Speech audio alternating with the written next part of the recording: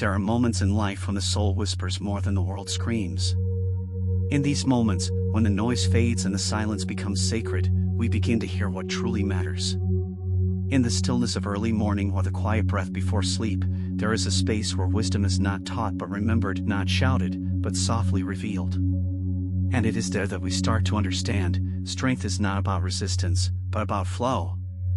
It's not about overpowering life, but about aligning with it so deeply that even chaos cannot unroot you. The teachings of the Buddha were never meant to make us invincible. They were meant to make us unbreakable by helping us see that we were never separate from the stream of life, only distracted from its current. To live unshaken is not to live without difficulty. It is to cultivate a heart so calm, so attuned to the essence of being, that the winds of misfortune blow through it like breeze through bamboo. Nothing clings, nothing lingers.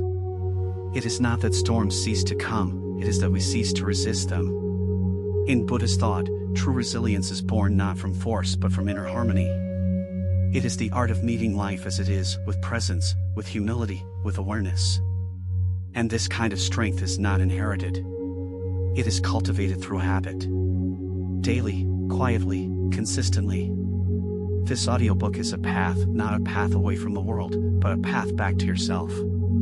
Back to your center. Back to the place where no loss can diminish your worth, no betrayal can poison your peace, and no fear can paralyze your joy. Through 6 habits drawn from the deep well of Buddhist wisdom, you will learn to walk through life with a steady flame in your heart, unshaken by the winds of change. Each chapter invites you to return to what is simple, sacred, and sustaining. These are not habits of the mind alone, they are habits of the spirit. They will ask you to breathe more slowly, to speak more kindly, to listen more deeply, to detach more gently, and above all, to befriend yourself again. In a world that moves so fast, these habits will slow you down, not to make you less effective, but to make you more aligned. For what is the use of speed if you are moving in the wrong direction? What is the value of productivity if your soul is starving? You were not made to chase the world. You were made to meet it with wisdom. To love it without clinging. To act with compassion but without illusion. The 6 habits in this audiobook are ancient, yet they meet the modern heart with surprising relevance. Whether you are in pain, in search, or in quiet contemplation, let this journey be your companion. Let it lull you into peace. Let it stir the truth already sleeping within you. Because once you master these 6 habits, once they are woven into the rhythm of your being, you will discover that nothing outside you can truly break you. The world may test you, but it will not own you. Suffering may visit, but it will not stay. You will learn to remain grounded, gentle, and whole. Chapter 1: Return to stillness every day. There is a space within you that no chaos can touch. A silence deeper than any sound, older than any memory, untouched by the tides of your emotions or the winds of your thoughts. This space is not something you create, it is something you return to. It has always been there, quietly watching as your life moved from joy to sorrow, from confusion to clarity, from rush to rest. The world tells you to move faster, achieve more, speak louder. But the Buddha whispers something else: be still. For in the stillness, the truth reveals itself, not as a scream, but as a soft returning. When you learn to return to stillness every day, even for a breath, even for a blink, you begin to rebuild your spirit from the inside out. Stillness is not just the absence of movement. It is the presence of awareness. It is not a pause between 2 distractions, but the quiet place where distractions dissolve. In that silence, you stop reacting and begin to observe. You no longer chase after life, nor run from it. You simply witness it unfolding. This witnessing is not passive, it is powerful. Because the one who sees clearly does not get swept away. When you sit in silence, with your spine tall and your breath slow, you begin to remember that the center of the storm is always calm. You, too, can be that calm. The world will spin, but you will not. Every morning the world rushes in news, noise, needs. But you have the power to choose how you meet it. Before reaching for your phone or your to-do list, try reaching inward. Sit. Breathe. Watch the breath enter and leave. Feel your body as it is, not as you wish it to be. Listen to the silence beneath your thoughts. In that small sacred act, you take back your energy from the world and bring it home. You return to your natural state, not hurried, not anxious, but whole. The more you do this, the more the stillness begins to walk with you, even when you leave the cushion. It becomes your companion, your invisible teacher. You may say, "But I don't have time." That is the voice of the world. The voice of your soul knows better. A minute in stillness is more nourishing than an hour in noise. It is not about duration, it is about depth. A single mindful breath, taken with full presence, can shift your entire state of being. It can remind you that peace was never far, only buried beneath the clutter of thought. When you realize that stillness is always one breath away, you no longer wait for perfect circumstances. You create sacred space in the middle of your ordinary life. And from that space, wisdom begins to flow. Stillness is not the enemy of progress, it is its foundation. When your actions arise from stillness, they are not driven by fear, but by clarity. You begin to do less, but with more purpose. You speak less, but with more meaning. You rush less, but arrive more fully. And in this way, your life becomes a meditation, not something separate from your daily routine, but deeply woven into it. The Buddha often retreated to the forest, not to escape life, but to understand it better. You, too, can find your forest, even if it's a corner of your room, a single candle, a deep breath. People often ask, how do I deal with anxiety? With stress? With overwhelm? The answer, again and again, is stillness. Not the forced stillness of suppression, but the gentle stillness of allowing.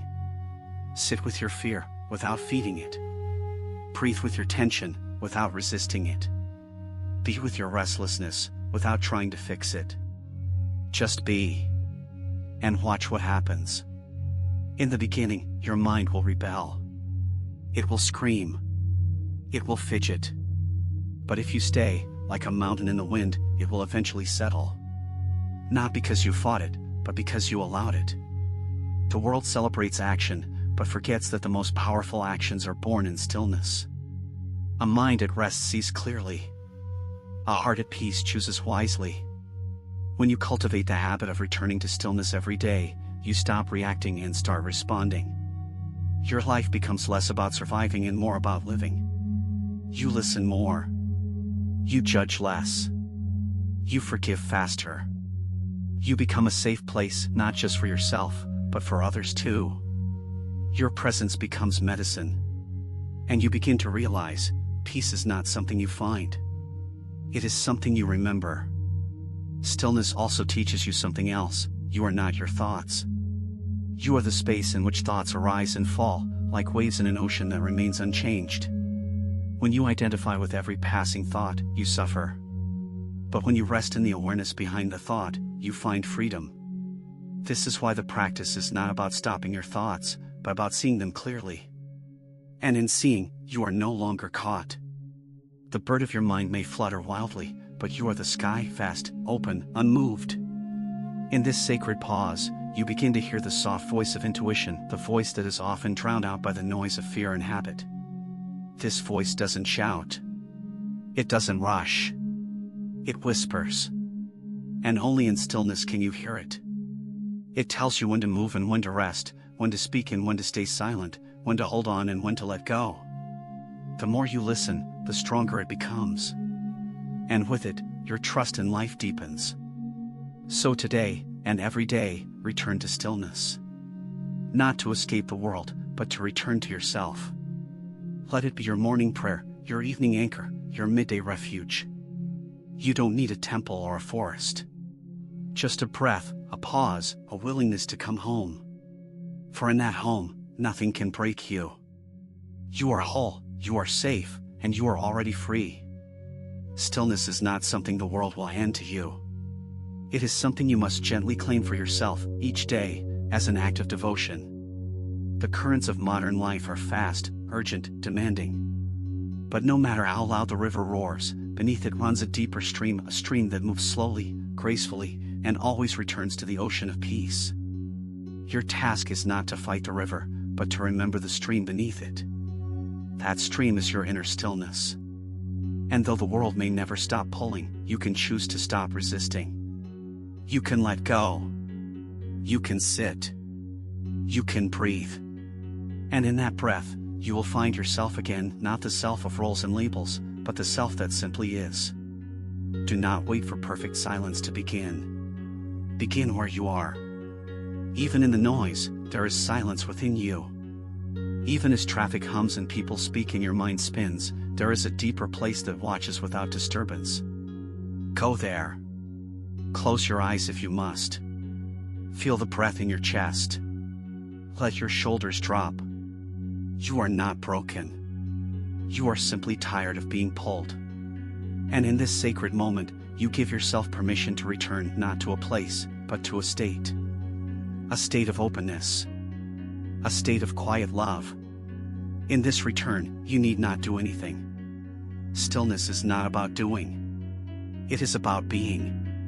You may feel restless. That is natural. The modern mind is trained to be stimulated, to chase. So when you stop chasing, the mind will panic. It will say, "You're wasting time." Let it say what it must. But you just sit. Like a stone under the waterfall, unmoved by the rush.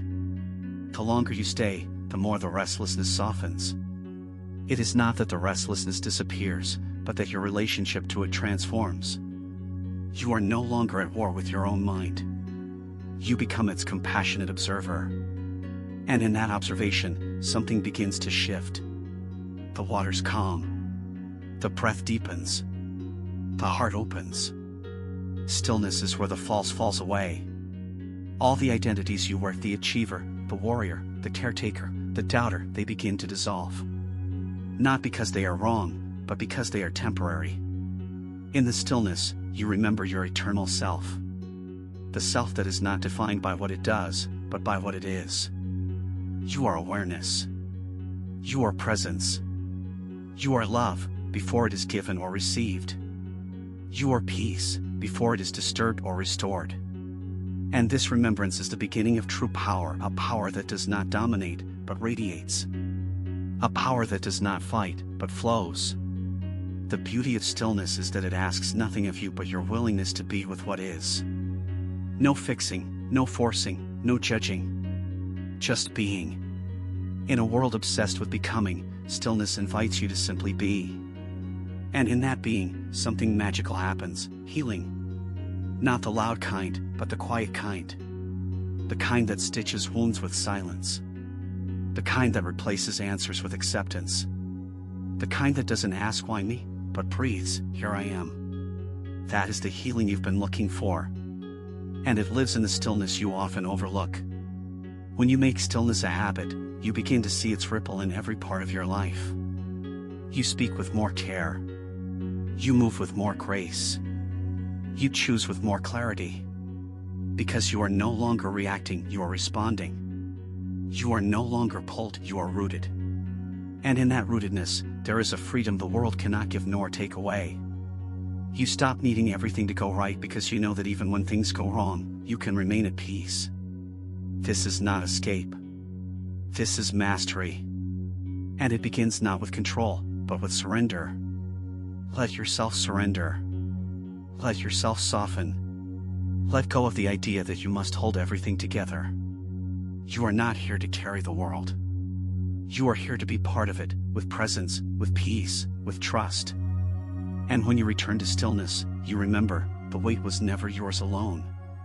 Life holds you, even when you forget how to hold yourself. The breath holds you. The earth beneath you holds you. The silence between sounds holds you. You are not alone. You never were. You were just too busy to notice.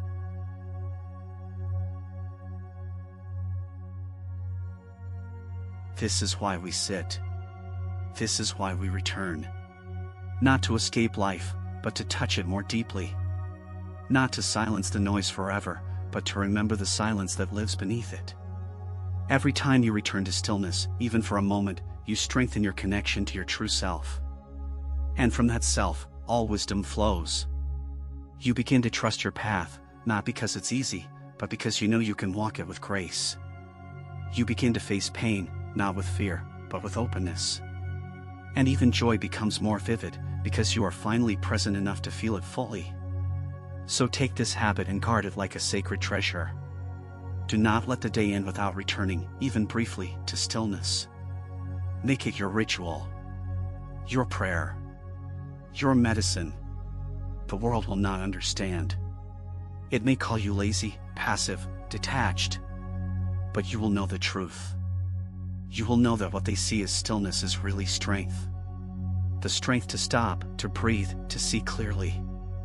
And from that clarity, you will walk a different path, one not defined by urgency, but by wisdom. Let the stillness return to you now. Feel it in your breath, in your spine, in your chest. You do not need to add anything. You only need to subtract. Let the noise fall away. Let the thoughts come and go. Let the peace arise on its own. It knows the way. And so do you. In the silence of stillness, a different kind of intelligence awakens, not the mind that solves, calculates, or controls, but the inner knowing that simply understands. This knowing doesn't speak in words. It speaks in sensations, in gentle nudges, in waves of calm or resistance. It knows when something is right, even when logic disagrees. It knows when to walk away, even if others think you should stay. This is the wisdom of presence, of being attuned not to the noise outside, but to the vibration within. And each time you return to stillness, you recalibrate your compass back to that wisdom. You stop searching for answers outside, because you've remembered they were always inside. Stillness humbles you. It shows you how fast the sky is compared to your worries, how deep the ocean is compared to your fears. When you sit with silence long enough, you begin to see how much of your suffering comes not from what happens, but from how your mind resists what happens. You see how quickly it labels, how fast it judges, how tightly it clings. But in the quiet, those patterns soften. You see them not as enemies, but as old habits begging to be released. And you release them not with force, but with understanding. Because in stillness, you are no longer fighting your shadows. You are lighting a candle beside them.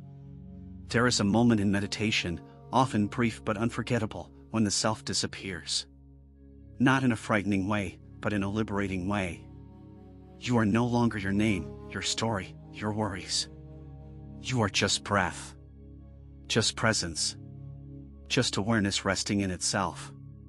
In that moment, peace is not a concept, it is a direct experience. You are not peaceful. You are peace. You are not observing silence. You are silence.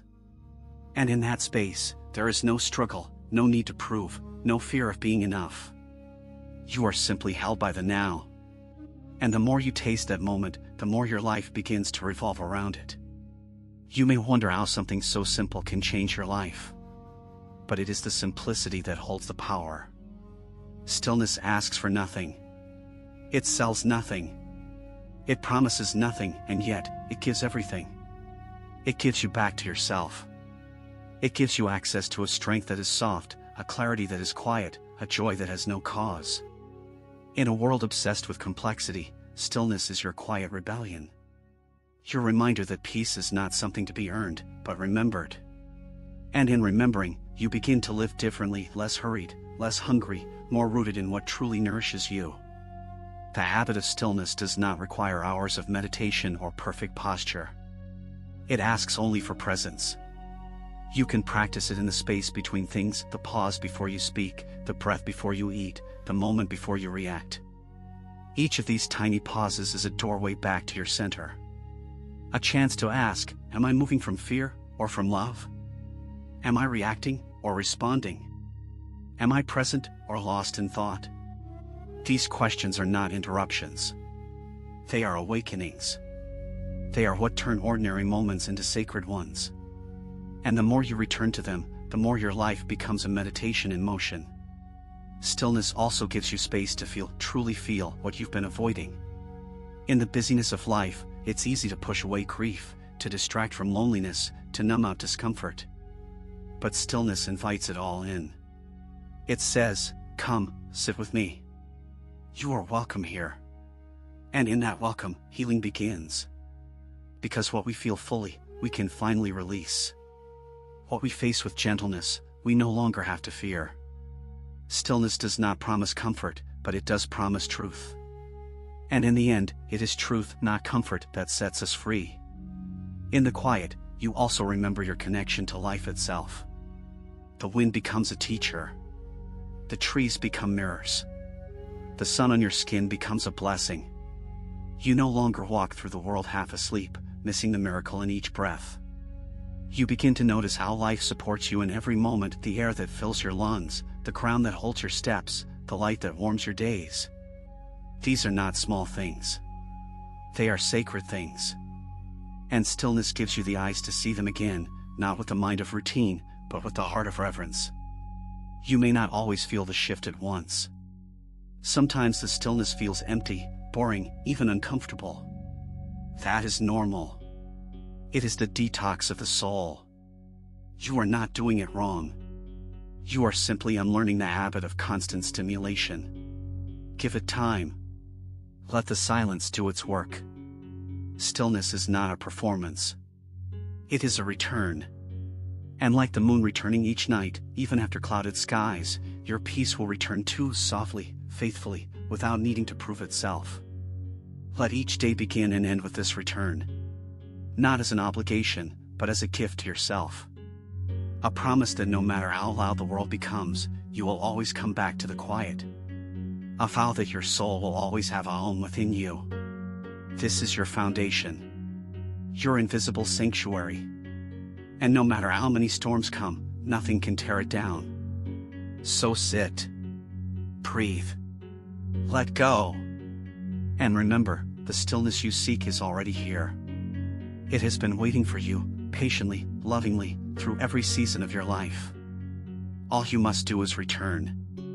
Each time you choose stillness, even for a moment, you plant a seed. A seed that will one day grow into peace that no wind can uproot. But like any seed, it needs care. Stillness needs your patience. It needs your trust. It will not always feel immediate or rewarding, because it is not a performance for the senses. It is a homecoming for the soul. In the beginning, you may wonder if anything is happening.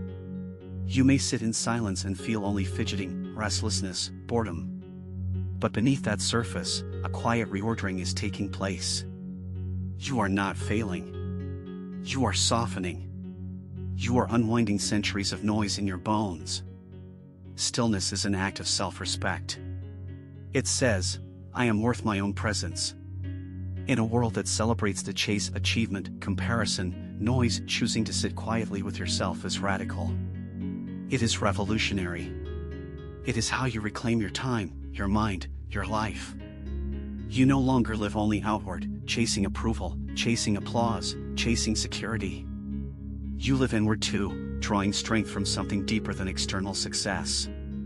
You discover that your breath is enough. That your body is not a machine to push, but a temple to honor. That your mind, the wild, can be calmed. And this remembering begins to heal you in places no words can reach. When you practice stillness every day, it becomes a rhythm in your life. Like the ocean tide, always returning to shore. You begin to move through your days with a certain quietness, not of volume, but of presence. You listen more deeply. You speak more intentionally. You walk with the knowledge that you don't have to rush to prove your worth. You already are worthy. The world may not always affirm this, but your inner stillness will.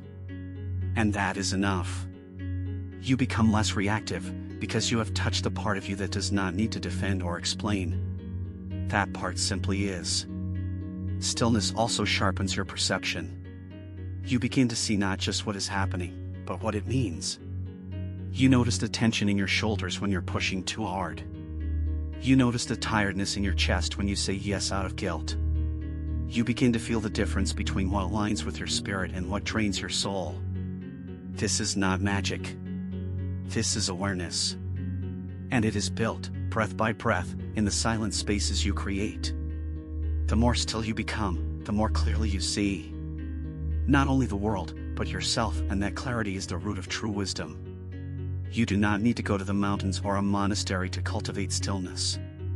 It is already within you, waiting. It can be found in the hush of dawn, in the pause before a meal, in the few moments you close your eyes before sleep. These moments, though small, are sacred. They are like opening a window to your inner temple. And every time you open that window, even just a crack, the light comes in. It may not flood the room all at once, but it will slowly illuminate every corner of your being. You don't have to chase enlightenment. You only have to stop running from yourself. Many people fear stillness because they believe it will expose their pain. And in some ways, it does. But it does so with compassion, not cruelty. It says, look, here is the wound. Let us sit with it. Let us breathe with it. Let us stop pretending it isn't there. And in that sitting, something changes. Pain begins to feel less like an enemy and more like a messenger. It teaches you where you've been too harsh with yourself, where you've believed lies about your worth. Stillness does not amplify your pain. It holds it gently until it transforms into wisdom. You are not weak for needing stillness. You are wise. You are listening to something deeper than your ego, something ancient and sacred. You are remembering what the noise made you forget, that your value is not in how fast you move, how much you produce, or how many people approve of you. Your value is in your being. In your capacity to sit quietly with the truth of who you are, even if the world around you never applauds. Stillness is the courage to stop seeking and start seeing. It is where the performance ends and the authenticity begins. When you embody stillness, you become a sanctuary. Not only for yourself, but for others. People feel calmer in your presence, not because you say the perfect words, but because your energy no longer demands, defends, or distracts. It rests. It listens. It allows. And in doing so, you become a mirror for others to meet themselves. This is how peace spreads, not by shouting, but by stillness. Not by pushing, but by presence. The world doesn't need more noise. It needs more grounded souls, souls like yours, who choose, each day, to return to silence with reverence and love. This practice will not always be easy. Some days, the mind will resist. Some days, the emotions will be loud. But even on those days, especially on those days, sit anyway. Sit not to fix, but to feel. Not to escape, but to come home. Stillness does not promise perfection. It promises presence. And presence, over time, becomes peace. So let this be your practice, to pause, to listen, to breathe. And to remember, not once, not twice, but every day, that stillness is your sanctuary. It is your right. It is your power. And nothing in this world can take it from you. There will come a moment when you no longer seek stillness out of need, but out of love. At first, it may feel like medicine, something to reach for when life aches. But with time, it becomes something more, a sacred ritual, an offering, a form of devotion. You sit not to escape, but to honor the moment. You breathe not to calm the storm, but to meet it with peace. Stillness becomes less of a tool and more of a way of being. Like the mountain that does not move with the wind, you too remain grounded.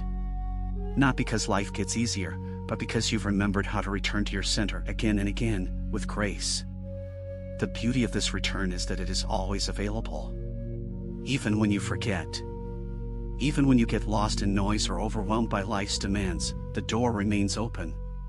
Stillness waits patiently, like an old friend who needs no explanation, who welcomes you with the same softness, no matter how long you've been away.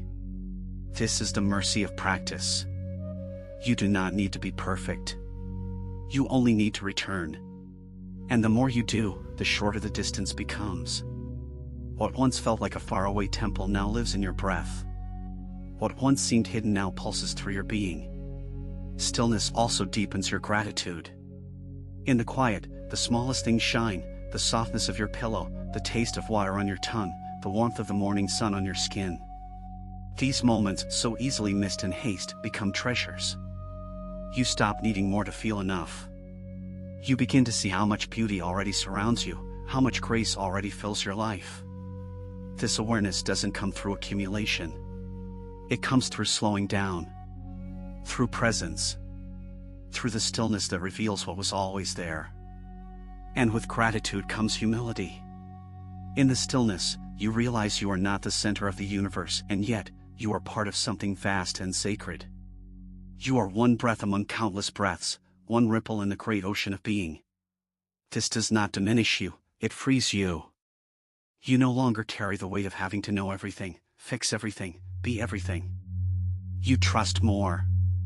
You surrender more. You move with reverence, not control.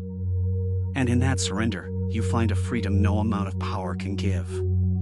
There is a subtle joy in stillness, too. Not the loud, fleeting kind, but the quiet joy of simply being alive.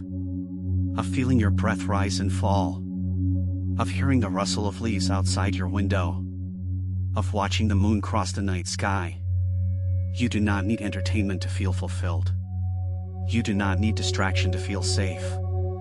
You need only this moment as it is. Not better, not different. Just this. And when you can receive the moment without resistance, you touch something eternal. Something no words can fully describe, yet all hearts recognize when they feel it. Stillness is not the absence of life, but its essence distilled. It is the pure presence that makes everything more real: your thoughts, your feelings, your senses, your soul. It is the doorway through which the sacred enters. When you sit in silence, you are not doing nothing. You are doing the most important thing, allowing life to meet you where you are, without masks or defense. And in that meeting, you are healed. Not always in ways you expect, but in ways you need. The world may call this wasting time. Let it. The world has forgotten how to rest, how to listen, how to be. But you are remembering.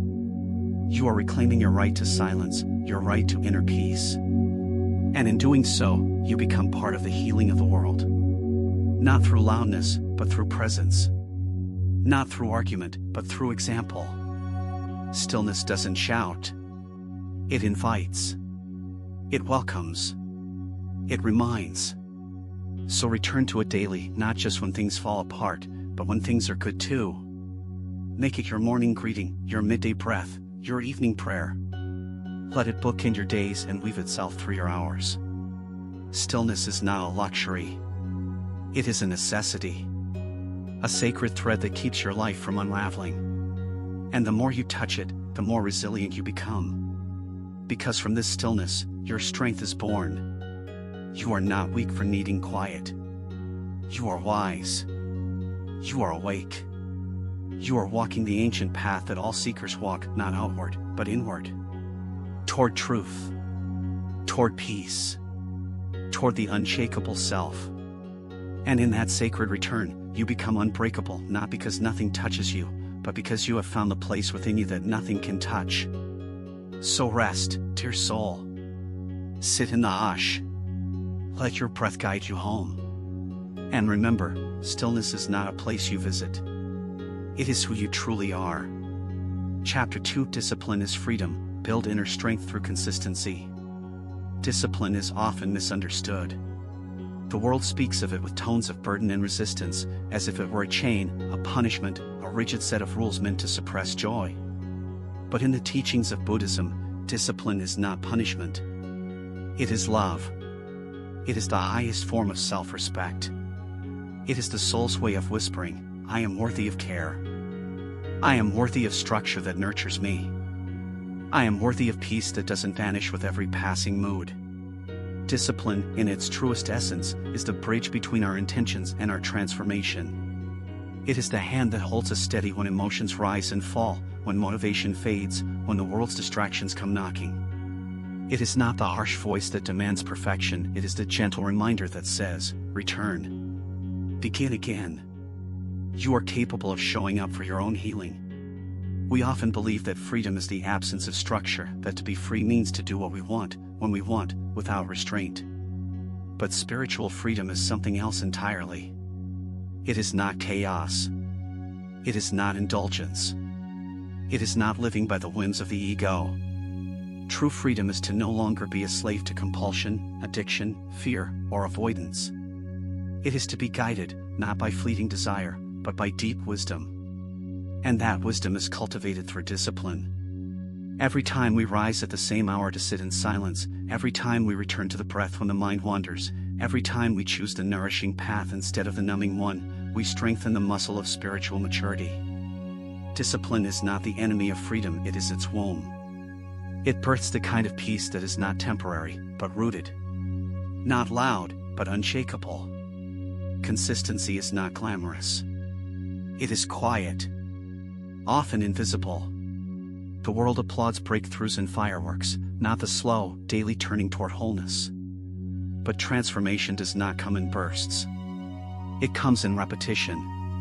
It comes in those ordinary moments when no one is watching, when you get up and sit on the mat even though you're tired, when you speak kindly even when your heart is aching, when you choose stillness over scrolling, when you practice gratitude without feeling inspired.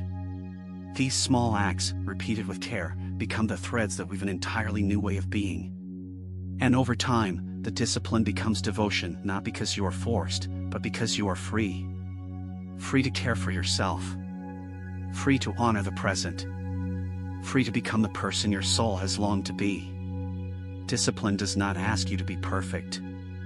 It asks you to return. Again and again. Without shame. Without judgment.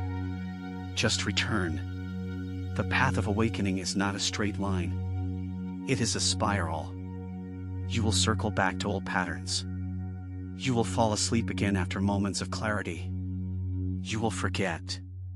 But the beauty of discipline is that it teaches you how to remember. How to wake up again. How to stand back up after falling. It teaches you resilience that is rooted not in pushing, but in patience. In faith. In the quiet knowing that growth is not found in grand gestures, but in the daily choice to begin again. To be disciplined is not to be cold or hard. It is to be deeply tender with yourself. To recognize that your time is sacred. That your energy is precious. That your attention is powerful. And to use those gifts wisely. When you begin to show up for your practice, whatever that practice may be, meditation, journaling, mindful walking, spiritual reading, you are sending a message to your soul: I am here for you. I will not abandon you. And that message, when sent daily, begins to rebuild the trust that was broken by years of neglect, distraction, and self-forgetting. You begin to feel safe within yourself. And in that safety, you bloom.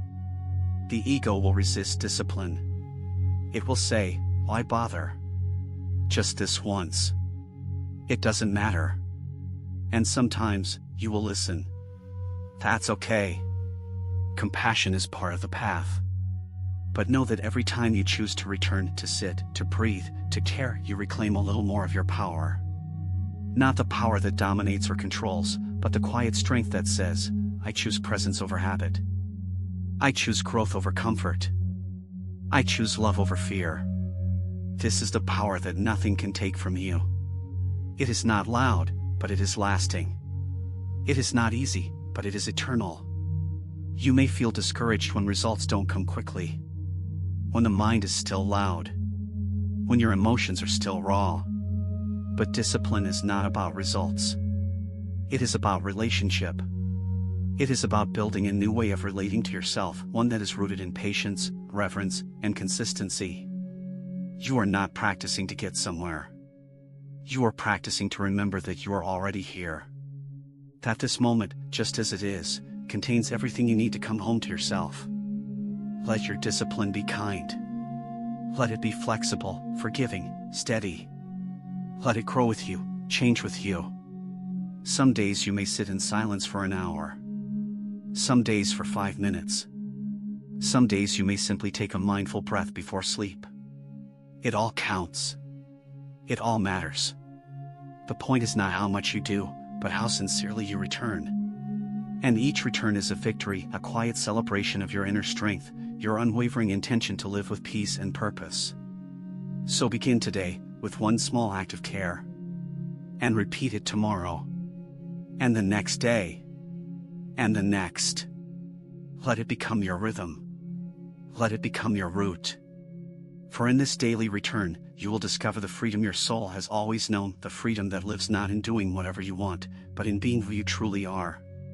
Discipline becomes sacred when it is no longer driven by pressure, but by presence.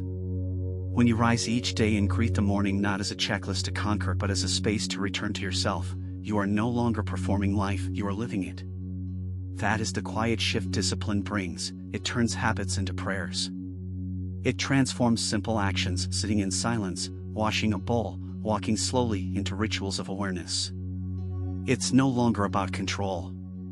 It's about communion. With your breath. With your mind. With the moment as it unfolds. That shift doesn't require perfection, it only asks for sincerity. A willing heart. A gentle focus. And over time, these small acts create profound transformation that the outer world may never see, but your soul will always feel. To be disciplined is not to be rigid. It is to move with intention. To know when to rest and when to rise. When to speak and when to listen. When to push gently through resistance and when to honor your limits. Discipline becomes wisdom when it is paired with compassion. If you force yourself into shapes that do not nourish you, you are not practicing discipline, you are rehearsing punishment. And that is not the way of awakening. Real discipline listens. It watches the seasons of your spirit. It adapts. It does not abandon structure, but it softens it with understanding. It doesn't say do more. It says do what matters and do it with love. The Buddhist path reminds us that true growth is not found in intensity, but in continuity. A single act of kindness is beautiful, but 1,000 small acts over time, repeated and remembered, create a life of compassion. A moment of meditation can bring peace, but returning to the cushion each day, even when your thoughts are restless, builds a sanctuary within. Consistency is the soil in which all inner strength grows. Without it, inspiration fades. With it, even the smallest seed becomes a tree. And you, through your disciplined care, become the gardener of your own soul. Every practice you return to is a thread you weave into the fabric of your life. And that fabric, over time, becomes strong enough to hold you in times of fear, loss, and uncertainty. You begin to feel it, that inner foundation. It is not loud, but it is present. It's what steadies you when emotions rise. It's what reminds you of truth when doubt comes knocking. It's what says, you've been here before. Breathe. Trust. Keep going. Discipline gives you roots. And from those roots, peace grows. There may be days when you do not feel like showing up. When the old patterns feel louder than the new ones.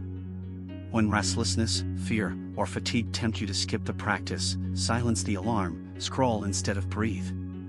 These moments are not failures. They are invitations. Not to push harder, but to reconnect more gently. To remember why you began. To feel your own longing for wholeness, for stillness, for truth.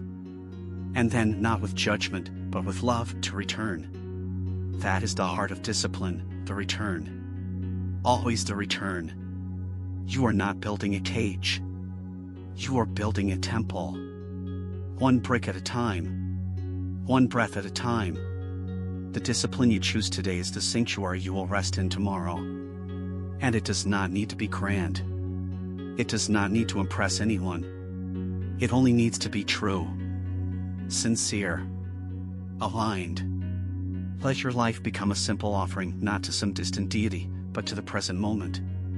To your own becoming. To the quiet strength rising within you, every time you choose to show up. Let go of the idea that discipline must look a certain way. Your path is yours alone. Your rhythm, your rituals, your pace, they are sacred. If your practice today is a deep breath before you speak, let that be enough. If your act of devotion is simply turning off your phone to walk in silence, let that be enough. Discipline is not about doing more, it is about remembering what matters, and giving it your attention. The rest can fall away. It always does. Your power lies not in how much you control, but in how much you align. When your actions reflect your inner truth, you no longer need to chase validation. You become whole in your own presence. You feel your strength rising not from achievement, but from integrity. And that integrity, that consistency of word, action, and intention becomes the quiet fire that nothing can extinguish. Not chaos. Not noise. Not fear. That is the power discipline gives, the power to remain centered, rooted, and free. So return to your breath. Return to your body. Return to your practice. It does not have to be perfect. It only needs to be true. And when you meet it with honesty, again and again, you will realize something quietly miraculous. Discipline is not what binds you. It is what liberates you. When you commit to discipline, you are saying yes to something greater than fleeting pleasure. You are saying yes to your soul's unfolding. You are choosing meaning over habit, presence over distraction, peace over temporary escape. And yet, this commitment is not forged through force, it is born through remembrance. Discipline is remembering what matters most when everything around you tries to make you forget. It is the quiet, unwavering voice inside that guides you back to truth when the noise outside becomes too loud. The world offers many invitations to abandon yourself, to follow trends, to chase validation, to numb what aches. But discipline is the sacred refusal to leave yourself behind.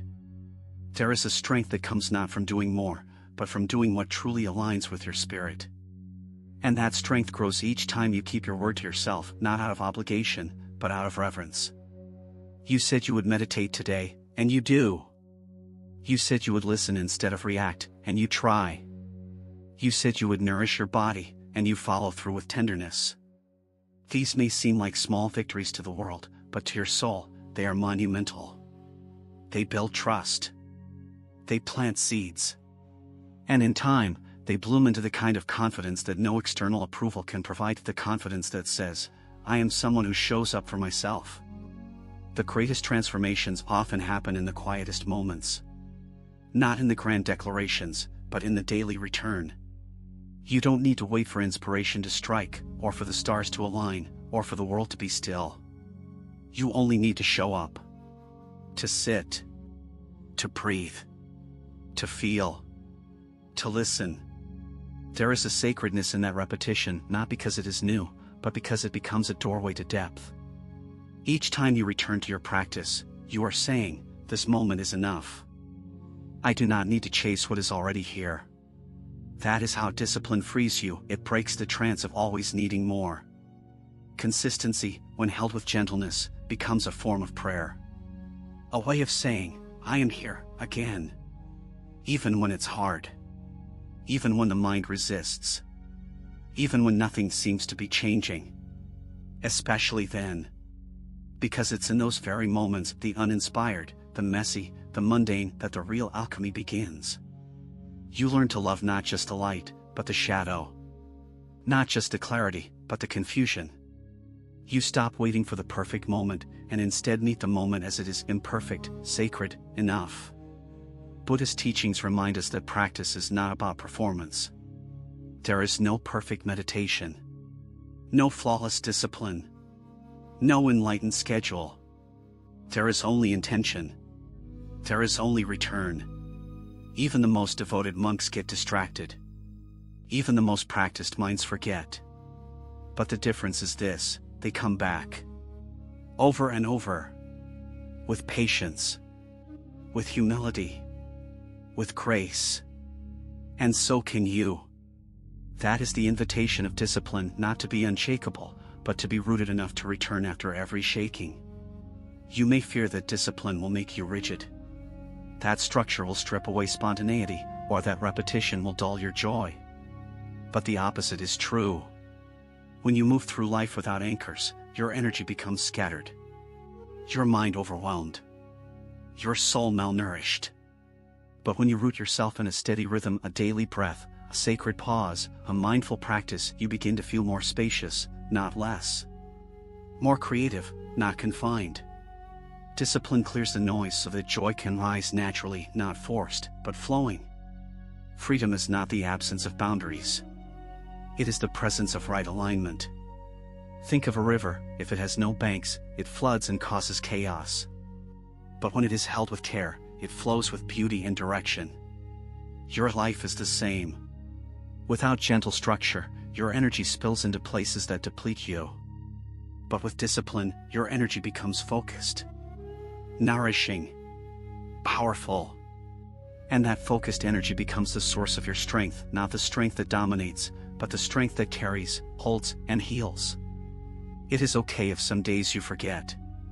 It is okay if some days you resist. Let even those moments be part of the practice. Let the forgetting remind you of how sweet it feels to remember. Let the resistance teach you how to meet yourself with compassion, not criticism. Discipline does not demand that you never fall, only that you never stop rising. Each return is an act of courage. Each breath a recommitment. Each day, an opportunity to begin again. There is no destination. No final proof that you have arrived. There is only this breath. This moment. This choice. Will you honor it? Will you return to what nourishes your soul? Will you remember what matters most? Let that be your practice. Let that be your prayer. And let discipline become not a burden, but a blessing, the daily doorway through which your soul is made whole. Every sacred path demands presence. And presence demands practice. You cannot live mindfully by accident. It is a choice, made again and again, in the silence between distractions. That is why discipline is not a matter of force, but of reverence. It is the soul bowing in humility to the power of repetition. When you repeat something with love, it becomes sacred. Whether it's rising at dawn to greet the quiet or drinking your tea with full attention, these small moments held consistently become the bricks of a spiritual home you can return to each day. And this home is not built overnight. It is built through devotion, through your willingness to care, even when the world doesn't applaud it. Discipline does not promise ease. What it offers instead is clarity, a clear direction in a world that thrives on confusion. When you don't have a consistent practice, your energy becomes reactive. You move not from intention, but from urgency. But when you have anchored rituals, even the simplest ones, you return to life with steadiness. You are no longer tossed by every wave. You respond instead of react. You listen before you speak. You pause before you rush. This is the wisdom of the path, not to escape life's storms, but to become still enough to see the sky through them. Think of the spiritual masters who have walked before us. Their wisdom did not emerge from sudden enlightenment, but from disciplined presence. Day after day, they returned to the breath, the body, the present moment. They did not wait for perfect conditions. They created sacredness from what they had. A bench beneath a tree. A bowl of rice. A bell ringing in the distance. Their lives were a dance with simplicity. And from that simplicity, depth was born. You can live this way too. You don't need a monastery. You need a rhythm. A quiet space. A daily act of devotion that reminds you of who you truly are. The ego resists repetition because it seeks novelty. It wants something new, exciting, different. But the soul is nourished by what is stable, what is known, what is steady. Your soul doesn't need new noise, it longs for deeper silence. It doesn't crave more stimulation, it craves presence. And presence is cultivated through the same sacred motions, returned to with love. Again and again. Until the practice becomes part of you. Until the silence is not something you visit, but something you carry. You might not notice the changes at first. You may sit in silence for weeks and feel restless. You may journal daily and still feel confused. You may walk mindfully and still feel distracted. But slowly, quietly, something inside begins to shift. Your reactions soften. Your breath deepens. Your cravings lose their grip. Your thoughts feel less like masters, and more like visitors. And one day, without warning, you will notice that you no longer fear the quiet, you welcome it. That you no longer run from stillness, you trust it. This is the gift of consistency. It reweaves the very fabric of your inner life. Discipline brings awareness to where there was once avoidance. It asks you to sit with discomfort instead of escaping it. To breathe through anxiety instead of numbing it. To face your patterns with compassion instead of judgment. This is not easy work. It is the work of transformation. And it cannot be rushed. Like a tree growing slowly in the forest, your inner strength deepens through the seasons. There will be winters. There will be droughts. But still, you grow. Still, you rise. Still, you return. There is a quiet miracle in doing the same thing with new awareness. The same breath, but now cherished. The same walk, but now grateful. The same stillness, but now sacred. Discipline does not dull your spirit, it refines your perception. It shows you the depth hiding in the ordinary. It reminds you that enlightenment is not a lightning bolt, but a candle lit each day, again and again, until the room of your life glows with peace. Others may not understand your discipline. They may not see the point in your rituals, your practices, your stillness. That's okay. You are not living for applause. You are living in alignment. And alignment does not need permission to exist. Let others chase noise if they must. You will keep returning to your silence, your breath, your truth. And that return is what will save you when everything else falls away. So stay steady, even when you feel uncertain. Show up, even when it feels small. Be faithful to the practices that restore your peace. For it is not the intensity of your discipline that will carry you, it is its devotion. The soft, daily promise you whisper to yourself, I will not abandon me. You will not always feel motivated. You will not always feel strong. There will be mornings when the weight of the world rests on your chest before your eyes even open. There will be nights when rest feels far away, and doubt whispers louder than peace. And in these moments, your mind will search for a reason to keep going. This is when discipline becomes your lifeline, not because it forces you to act, but because it reminds you of who you are beyond the noise. It says, come home. Come home to the breath. Come home to the practice. Come home to the stillness that was never lost, only hidden beneath the storms of the moment. This return is not about performance. It is not about being perfect. It is about remembering. Remembering your values when temptation rises. Remembering your truth when the world distracts you. Remembering your path when everything feels chaotic.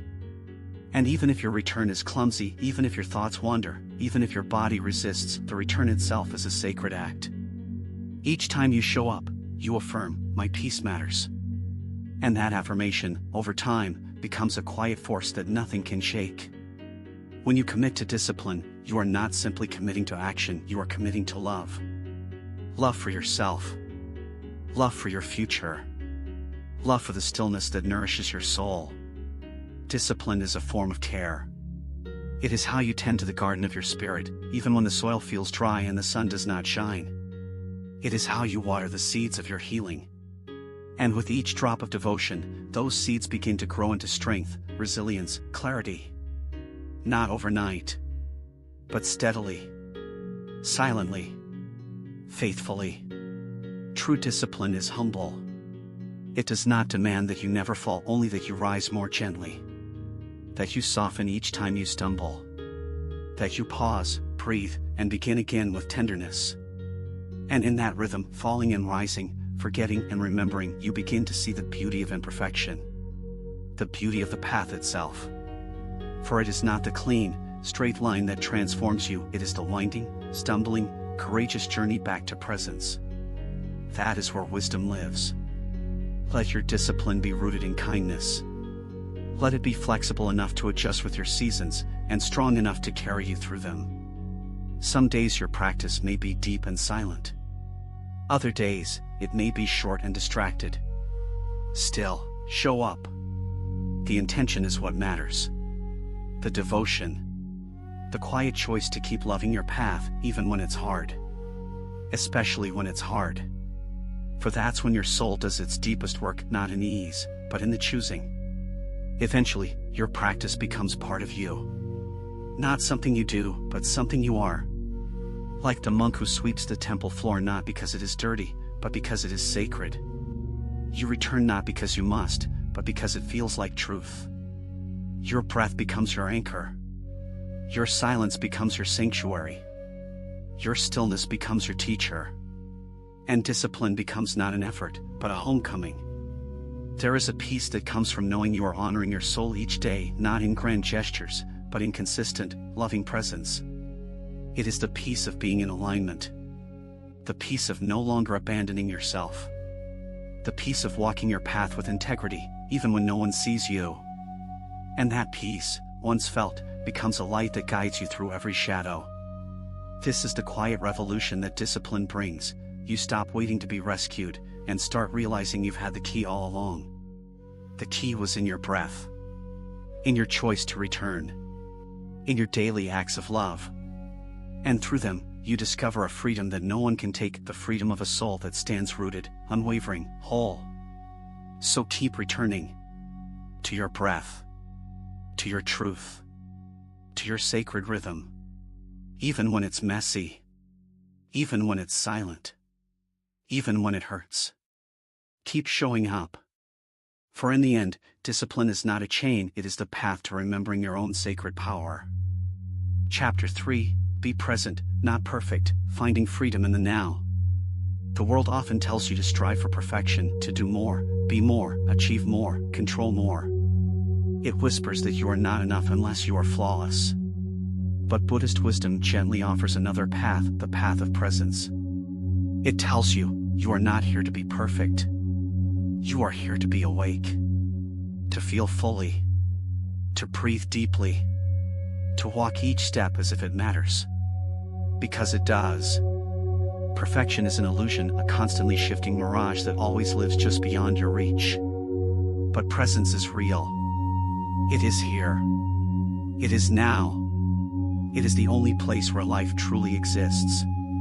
When you release the need to be perfect, you make space to be real.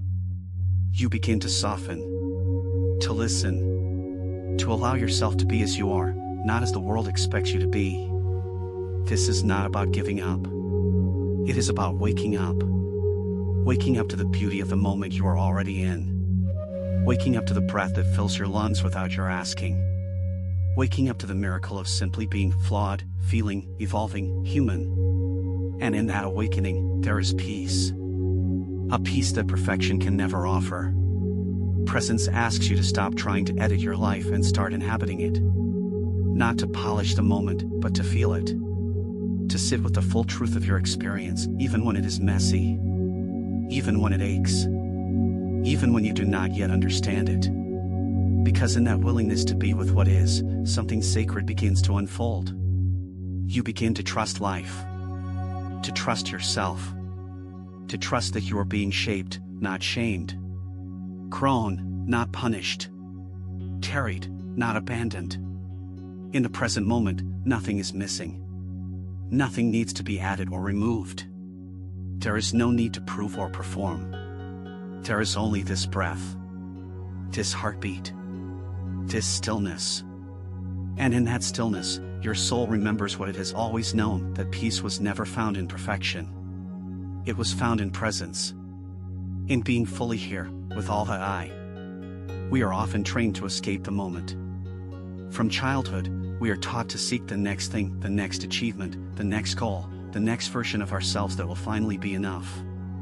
We postpone our peace for a time that may never come. But Buddhism invites you into a radical truth: nothing outside of this moment is guaranteed. The only thing you truly possess is now, this breath, this heartbeat, this feeling arising within your chest. And when you begin to see this, not as a limitation but as a blessing, you start to wake up. You begin to understand that the sacred is not waiting for you at the top of the mountain, it is here, at the base, in the silence between your thoughts. To be present is to bow to reality as it is. Not as you wish it to be. Not as you planned it to become. But as it is now, with all its rawness, unpredictability, and truth. It is the art of listening to the world without the filter of your fear. Of witnessing your thoughts without identifying with them. Of experiencing your life without constantly trying to fix, judge, or compare. Presence is not passive, it is one of the most courageous states of being. It requires that you step away from the noise of your mind and into the quiet of your awareness. And in that space, even your suffering becomes softer. Because now, you are no longer resisting what is, you are breathing with it. Many people chase perfection to feel safe. If everything is in order, if nothing is out of place, then maybe, just maybe, the heart can rest. But perfection is a moving target. And the more you chase it, the more you abandon yourself in the process. Presence, on the other hand, is not something you pursue, it is something you allow. It is the deep exhale you've been holding for years. It is the moment you stop running and realize that peace is not at the finish line, it is in the step you are taking right now, as you are. Flawed. Unfinished. Fully human. When you are present, you begin to see the miracle in the mundane. The way sunlight moves across the floor in the afternoon. The sound of your own breathing at night. The way your body still moves, still pulses, still loves, despite all it has endured. You stop needing grand gestures to feel alive. You begin to appreciate the sacredness of stillness, the richness of ordinary moments. And this is no small thing. It is a return to the truth that your life is not something you must earn. It is something you are invited to experience, moment by moment, with reverence. Presence doesn't mean the absence of pain. It means the absence of resistance to pain. It's not about feeling good all the time, it's about feeling fully. Even when that means sitting with sadness, disappointment, or uncertainty. Because even those emotions carry wisdom. Even those moments are part of the path. When you allow yourself to feel without judgment, something inside begins to heal. You stop trying to escape your life and begin, at last, to inhabit it. And in that inhabiting, a deep inner peace is born, not because everything is perfect, but because you have finally stopped running. The mind often wanders into the past or the future, believing that salvation lies somewhere else. But every return to the present is a homecoming. It is the place where your soul touches reality. The only place where transformation can truly happen. You cannot heal yesterday, it has already passed. You cannot control tomorrow, it has not yet arrived. But you can be here now. And by being here, you begin to reshape your entire relationship with life. You stop being a prisoner of time and become a student of the eternal moment, the now that always is. Even in the midst of chaos, you can choose presence. Even in heartbreak, even in grief, even in confusion, you can breathe. You can soften. You can be here. That does not mean you accept injustice or give up on change. It means you root yourself in clarity before acting. It means your choices come from wisdom, not reactivity. Presence grounds your power. It sharpens your awareness.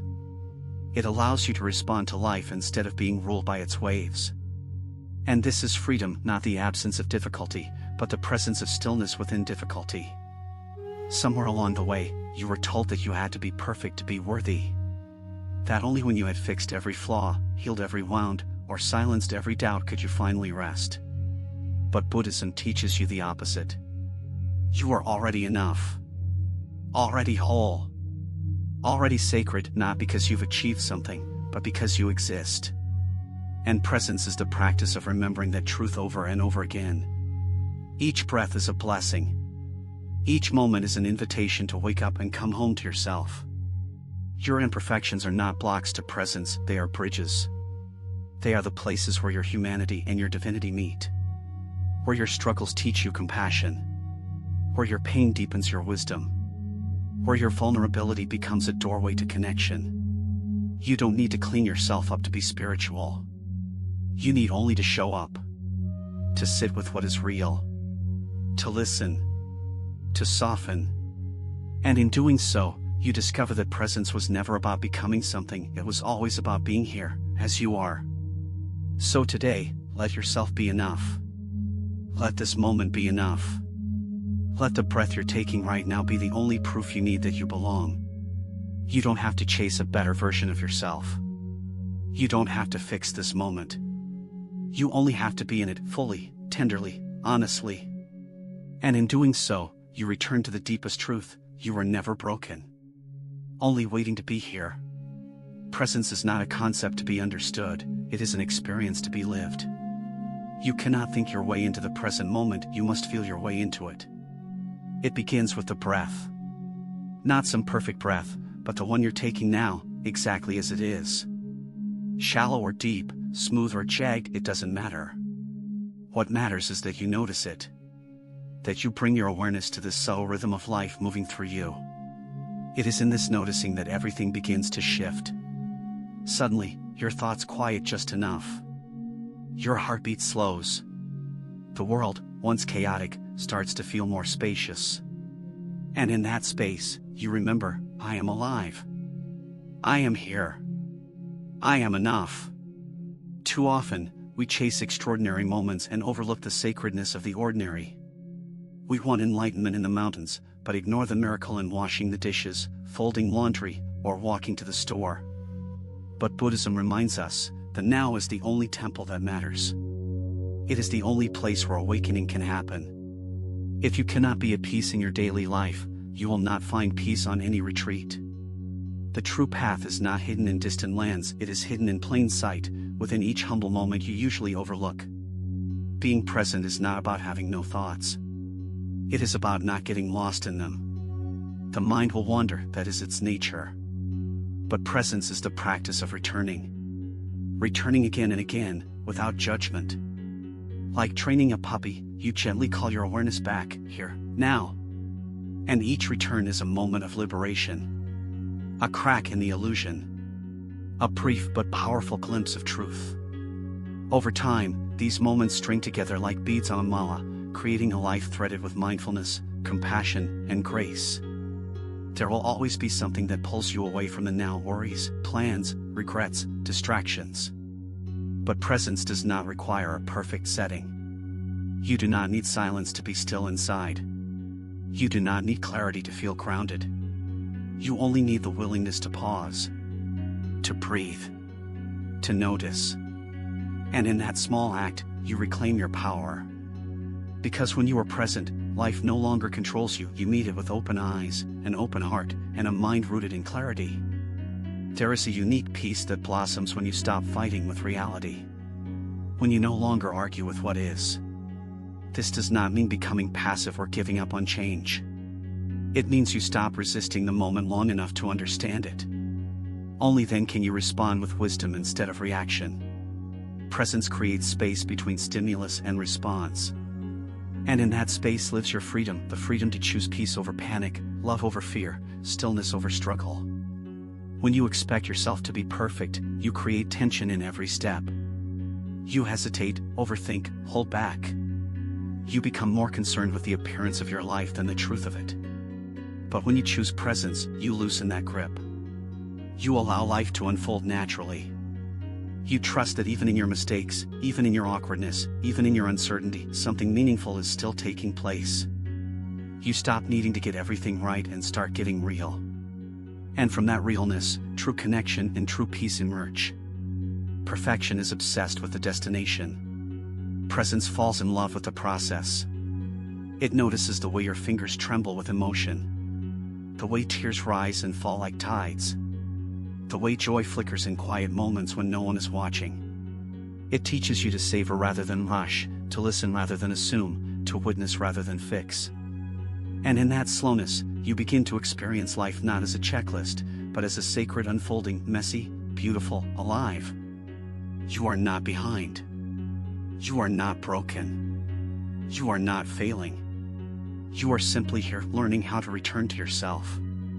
Every time you let go of the pressure to perform and instead choose to breathe and be, you reclaim your life. Not the life the world told you to build, but the life that feels like home to your soul. A life lived with open eyes and an open heart, moment by moment. The ego will always tell you, you're not doing enough. But presence tells you, you are enough. The ego demands performance. Presence invites truth.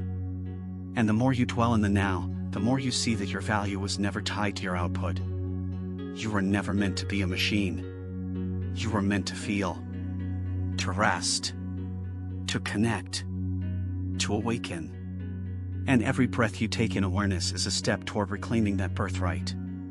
So today, take this as your practice, not to be perfect, but to be here. Let the breath be your guide. Let the silence be your teacher. Let the moment, just as it is, be enough. For in this very moment, nothing is missing. You are already whole. There is a quiet rebellion in choosing presence in a world that constantly pulls you elsewhere. It is an act of inner strength to say, this moment is enough. I am enough. Society often rewards the constant hustle, the endless reaching for the next level. But the soul does not speak the language of achievement. It speaks in stillness, in breath, in presence. And when you slow down enough to hear it, you begin to see what truly matters. It's not how polished your life looks from the outside, but how deeply you are living from the inside. Letting go of perfectionism is not about giving up your standards, it's about softening the pressure that keeps you from joy. You can still grow. You can still evolve. But you do it from love, not lack. From wholeness, not fear. Presence brings you into that love again and again. It tells you, you don't need to wait to be healed to be happy. You don't need to be finished to be free. The breath you're taking now, that is already a miracle. The fact that you are aware of being alive, that is already a gift. When you are present, your inner world becomes more spacious. There is room for emotion to rise and fall, for thoughts to come and go, for truth to surface in unexpected ways. You no longer grip so tightly to control or certainty. You begin to trust the flow of your own becoming. And in that trust, you stop clinging to the illusion of perfection. You see that life is not linear. Growth is not neat. And you were never meant to be a flawless statue, you were meant to be a living, breathing, unfolding mystery. Presence also heals your relationships. When you are fully here with someone, you create a sacred space between you, a space of true connection. You listen not to reply, but to understand. You no longer wait for your turn to speak, but instead allow silence to become part of the conversation. This kind of presence is rare and it is powerful. It tells the other person, you matter. I see you. I am here. And often, that simple act of being fully present can do more to heal a heart than any advice or solution. In Buddhism, the concept of non-striving is essential. It means that your value does not increase because you are trying harder. It means that you are allowed to rest. To be. To exist without constantly proving your worth. This does not make you lazy, it makes you awake. Because in the absence of striving, you discover your natural state, peace. And from that peace, you act not out of pressure, but out of clarity. Not because you must, but because your soul is moved to respond to life with compassion. The path of presence is not always easy. Sometimes it is uncomfortable. It requires that you stop distracting yourself. That you feel what is really there. That you hold space for the ache, the longing, the doubt. But every time you do that, something shifts. You become more honest. More alive. More whole. Presence doesn't fix everything, but it reveals everything. And once you see clearly, you begin to move differently. With more care. With more wisdom. With more courage to be true to yourself. One of the deepest teachings in Zen is that this moment is complete. That nothing needs to be added or taken away. That the sound of the rain, the hum of your breath, the beat of your heart, all of it is already enough. You don't need to upgrade this moment. You need only to enter it fully. And when you do, the peace that follows is not something you create. It is something you uncover. It was always there, hidden beneath the noise of your striving. The more present you are, the more gratitude arises naturally. Not as a forced practice, but as a spontaneous recognition, life is a gift. Even in its chaos. Even in its mess. Even in its mystery. You begin to say thank you not just for the good, but for the real. For the opportunity to be awake, to feel, to grow. Gratitude becomes your posture. Your breath becomes your prayer. And the moment becomes your home. You realize then that nothing external can truly break you, not when you are anchored in presence. The world may shift. Plans may fall apart. But your inner stillness remains. And from that stillness, you meet life with grace. You bow to what is, not in defeat, but in reverence. Because you understand now, it is not perfection that makes you strong. It is presence. So return again, gently, to the breath. To the sound of this moment. To the space you occupy right now. You are not behind. You are not lost. You are exactly where your soul chose to be. And here, in the presence of now, you are whole. There is a deep exhale waiting for you at the heart of the present moment, a kind of surrender not born from defeat, but from recognition. When you arrive in the now without conditions, you are no longer resisting the river of life. You are floating, eyes open, fully immersed in the mystery. And though the river may turn, may quicken, may slow, you are no longer fighting it. You are simply with it. That is the essence of presence, the courageous act of being fully here without needing to control where the current takes you. Many people live their entire lives as if life is a rehearsal, waiting for some future version of themselves to arrive and finally feel worthy. But this waiting becomes a prison. It is a belief that peace lives somewhere else, always just out of reach. Buddhism invites you to break free from that illusion. It whispers, this is it. Not someday. Not when you're better. Not when you've figured it all out. This breath. This body. This moment, this is your life. There is a sacredness in choosing to be awake now, even when the world tells you to numb out, scroll away, perform. Presence is an act of defiance against the culture of disconnection. It says, I will not miss my life while chasing another one. In this radical presence, you find your essence again, unfiltered by roles or goals, untouched by comparisons. You come back to the raw simplicity of being human, of hearing the wind, of feeling your heartbeat, of smiling at the sunlight on your skin. This is not a lesser moment. It is the miracle we keep forgetting to notice. You are not what you do. You are not your title. You are not your resume, your routines, or your reputation. Underneath all of that, there is something quieter, deeper, something timeless. Call it soul. Call it presence. Call it awareness. It has been with you since the first breath. And it will be with you in the last. That part of you is never in a hurry. It does not rush. It does not worry. It simply is. When you sit with it long enough, you begin to live from it and everything else begins to soften. One of the most healing truths presence offers is this: you are allowed to be messy and still be lovable. You are allowed to be confused and still be wise. You are allowed to be afraid and still be brave. You do not need to be perfect to be worthy of peace. In fact, it is your imperfect humanness that opens the door to real compassion, both for yourself and others. The more present you are, the less harsh you become. You learn to hold yourself like a child learning to walk gently, patiently, without judgment. There is no rush to become who you are. The flower does not bloom by effort. The tree does not grow faster by worry. They follow the rhythm of nature, of being. And so should you. The more you practice presence, the more you align with that rhythm. You begin to trust the timing of your life. You stop comparing your path to others because you understand your path is sacred in its own way. It may not look like theirs. It may not be fast or loud. But it is yours, and that is enough. When you live in the present, you begin to let go of regret. The past no longer chains you because you understand you did the best you could with what you knew. And you begin to release anxiety about the future because you realize, no matter what comes, you will meet it then, not now. All you ever need to handle is this one breath, this one step, this one moment. And moment by moment, you build a life rooted in sanity, in presence, in truth.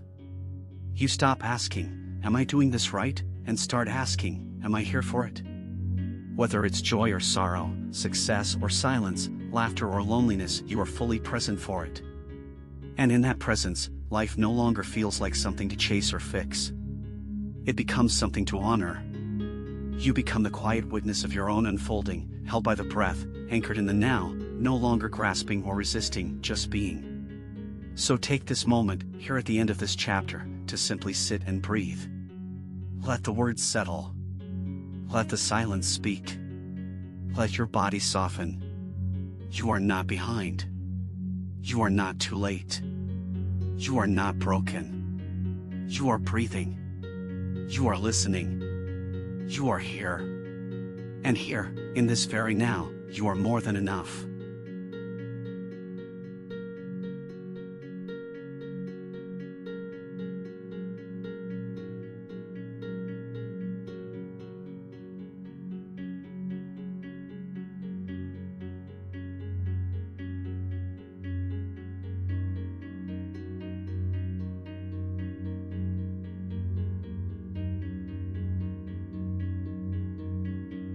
Chapter 4, Detach to be free, the power of letting go. There is a subtle chain wrapped around the human heart, a quiet grip that forms not from hatred, but from attachment.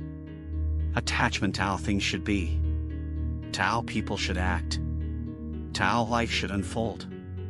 And though it wears the mask of love or ambition, it often brings suffering. Buddhism teaches that it is not the impermanence of things that causes our pain, but the clinging, the grasping, the refusal to let life flow and change and move through us without control. In truth, freedom does not come from getting more. It comes from needing less. To detach is not to abandon or reject life. It is to stop clutching at it. To open your hands instead of closing your fists. It is the sacred art of allowing. Allowing things to rise and fall without your identity being shattered. Allowing people to come and go without trying to possess them. Allowing experiences to pass through you like wind through an open window, felt fully, but not held captive. Detachment is not coldness. It is clarity. It is love without chains. In this clarity, you begin to breathe deeper and live lighter. So much of your suffering comes from the belief that something must be a certain way in order for you to be okay. That someone must stay. That a feeling must last. That a dream must unfold on your timeline. But these expectations become burdens. Heavy weights on your spirit. And when they are not met, the collapse feels like failure. Yet from the Buddhist view, this collapse is a teacher. It reveals where your peace was placed in something fleeting. It invites you to reclaim your peace from the external and anchor it within. Letting go is not a one-time act. It is a daily surrender. A soft and brave practice of loosening the grip every time fear tries to tighten it again. It is a choice to love what is real instead of what is ideal. To be here with life as it is, imperfect, uncertain, alive.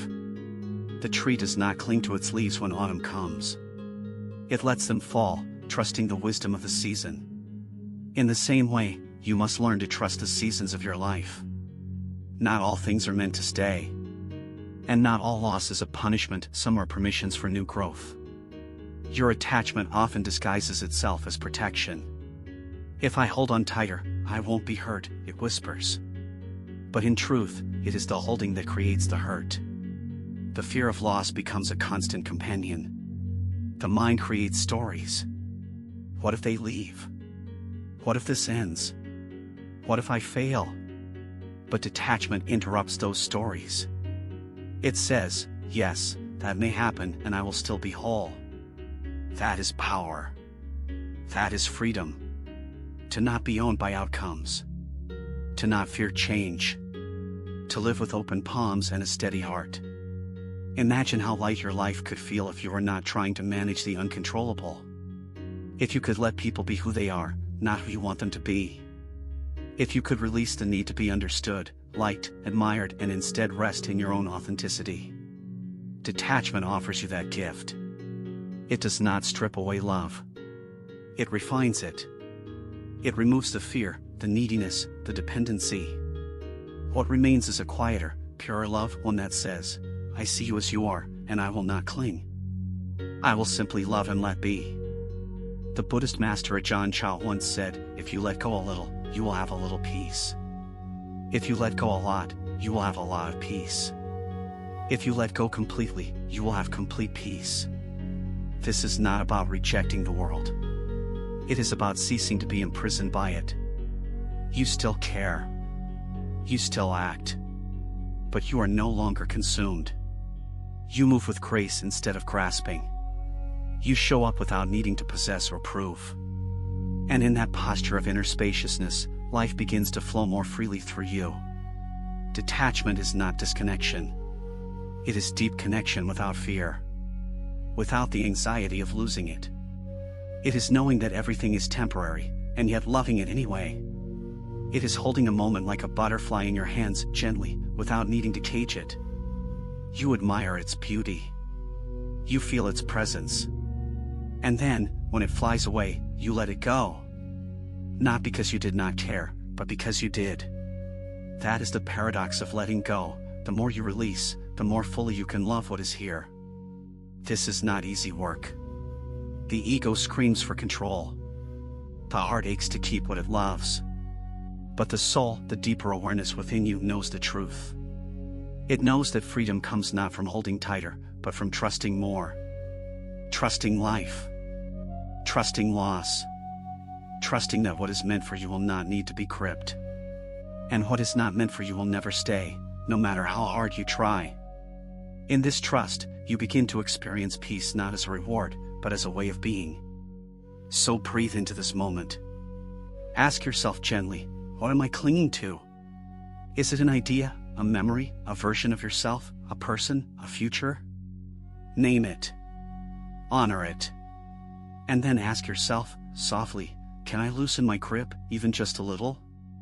With each breath, with each act of release, you are stepping into a lighter life. Not because you have less, but because less has you. To detach is to witness without gripping. It is to feel deeply without drowning. It is not the absence of emotion, it is the transcendence of possession. When you begin to observe your attachments with clarity, you see that much of what you cling to is not love, but fear. Fear of being alone. Fear of not being enough. Fear of loss disguised as loyalty. But love, in its truest form, is spacious. It allows. It breathes. It does not demand certainty, nor does it suffocate in its grasp. The teachings of the Buddha do not ask you to stop loving. They ask you to stop suffering for love. When you are attached, love becomes a contract. I give you this, so you give me that. But when you are free of attachment, love becomes a gift. Freely given. Not based on what you get in return. Not rooted in possession. But flowing from the wellspring of your soul. This is the love that heals.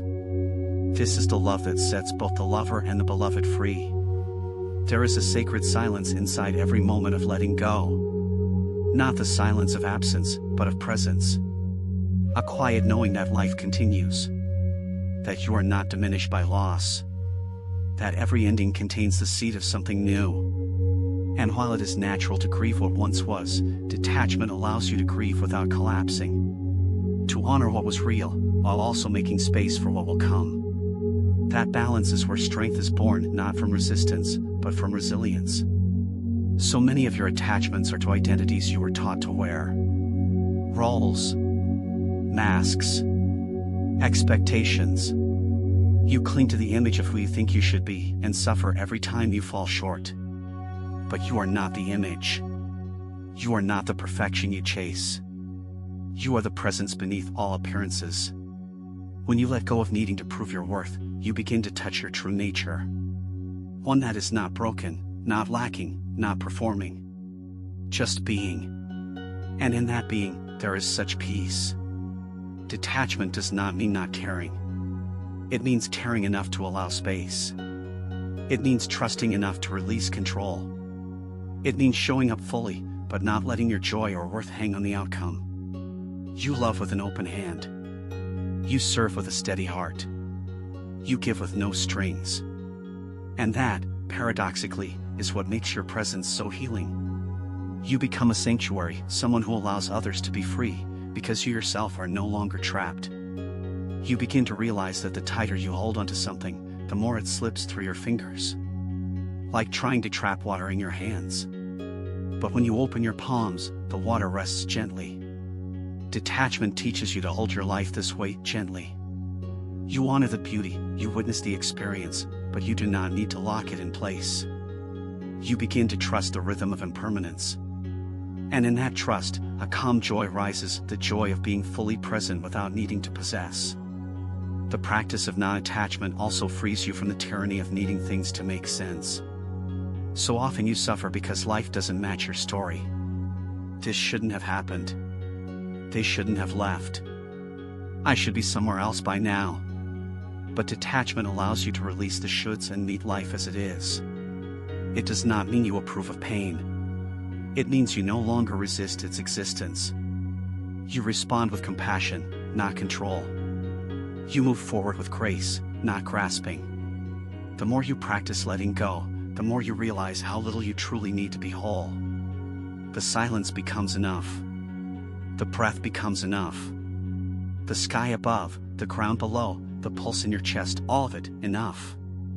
You stop reaching for something to complete you, because you remember, nothing was ever missing. Only your attention had wandered.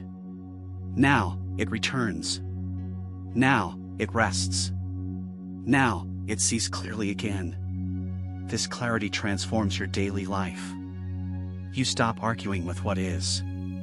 You stop trying to extract meaning from people who cannot give it. You stop holding on to pain long after the moment has passed. Detachment brings you back to now, the only place where healing happens. The only place where freedom lives. The only place where your soul can speak and be heard. So take this moment to notice what you've been holding onto too tightly. Is it an outcome? A memory? A version of yourself that no longer fits? Close your eyes. Inhale slowly. Exhale with intention. And as you do, imagine loosening the knot around your heart. No force. No fight. Just breath. Just trust. Just release. You are safe. You are not alone. And you are not what you lose, you are what remains when you let go. There is a sacred liberation that begins to unfold when you stop defining yourself by what you hold on to. You begin to see clearly that the things you thought you needed, approval, status, validation, control, were never truly you. They were costumes worn by the ego, not the spirit. When you remove those layers, when you let go of needing to be seen in a certain way, something remarkable happens. You feel light. Not because you have become less, but because you have finally stopped carrying what was never yours to begin with. The soul is not impressed by your image. It does not require applause. It is not interested in how perfect or powerful you appear. The soul only seeks truth, and truth lives in simplicity, in stillness, in surrender. When you detach from the roles you play, you give the soul space to breathe again. You no longer live to meet expectations. You live to meet the moment, raw and unfiltered. In that meeting, there is grace. In that return, there is peace. Letting go is not always dramatic. Sometimes it is quiet. A silent decision made within the heart. A moment where you stop replaying a memory. A breath where you choose not to send that message. A morning where you decide to begin again. These tiny acts of detachment, invisible to the world, are how healing happens. They are the revolutions that rebuild your spirit from the inside out. They say, I choose freedom over control. I choose peace over drama. I choose to be here, now. Attachment tells you that you cannot live without something. Detachment reveals that you are life itself. You are not the possession. You are the presence. You are not the relationship, the outcome, the story. You are the awareness witnessing it all. And this awareness cannot be broken, cannot be taken, cannot be lost. When you remember this, you begin to live from your center, not from your circumstances. And from this center, you find that the world no longer has the power to shake you. Think of the ocean. The surface may rage with storms, waves rising, winds howling, but the depths remain still. Detachment does not mean escaping the storms. It means anchoring yourself in the depths. It means knowing that you are not the storm. You are the ocean. When you live from that depth, you are no longer pulled by every wave of desire or fear. You watch them rise. You watch them fall. But you stay grounded in what is eternal. In the Buddhist path, detachment is paired with mindfulness. You do not let go blindly. You let go with awareness. You feel the pull. You name the craving. You see the story you've told yourself. And then, gently, you release. Not because it is wrong to feel, but because you now see clearly, your peace is worth more than your attachment. Your wholeness is not something to chase, it is something to protect. And detachment is that protection. So often, we think letting go means losing something. But more often, it means gaining something else: clarity, energy, space, peace. Every time you release something that weighs you down, you rise. Every time you say no to what no longer aligns, you make room for what does. Detachment is not an act of coldness. It is an act of devotion to your own soul, to your freedom, to your sacred becoming. Imagine waking up without the burden of needing things to be different. Without the pressure to fix, to hold, to control. Just waking into stillness. Into presence. Into trust. This is what detachment offers. It is not about walking away from life. It is about walking with life, without clinging. And when you walk like this, you realize you were never truly walking alone. Life was always with you. It is only now that you stop grasping that you can finally feel its gentle hand on yours. You are not meant to carry everything. You are not meant to fix everyone. You are not here to fulfill every expectation. You are here to live, to breathe, to grow freely. And letting go is the way back to that freedom. One breath at a time. One step at a time. You are not falling apart. You are falling into place.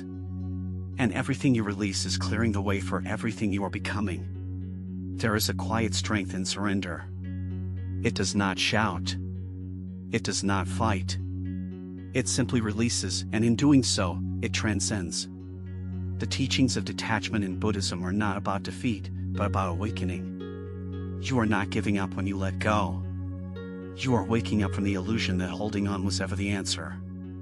The mind clings because it fears emptiness, but what you discover through release is that the so-called emptiness is actually full of space, of clarity, of new beginnings.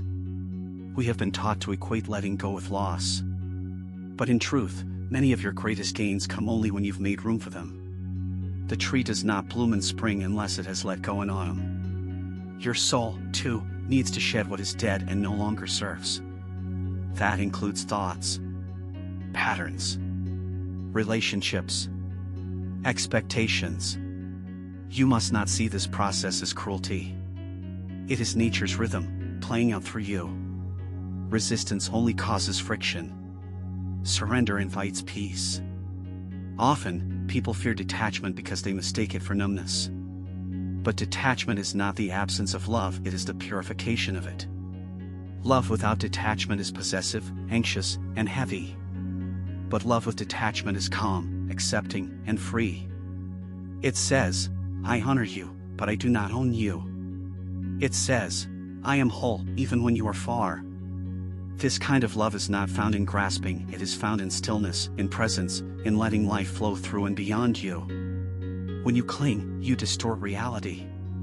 You see only what you want to see. You grasp for permanence in a world built on change. But when you detach, your vision clears. You no longer try to make the river stand still. You learn to swim. You no longer expect the flame to never flicker. You learn to dance with its warmth while it burns. This acceptance brings a profound beauty, not the beauty of perfection, but the beauty of impermanence. Of this moment, here, now, exactly as it is. Your attachments often come from wounds. Somewhere inside, a child learned that love meant holding on tightly. That safety meant control. That survival meant never letting go.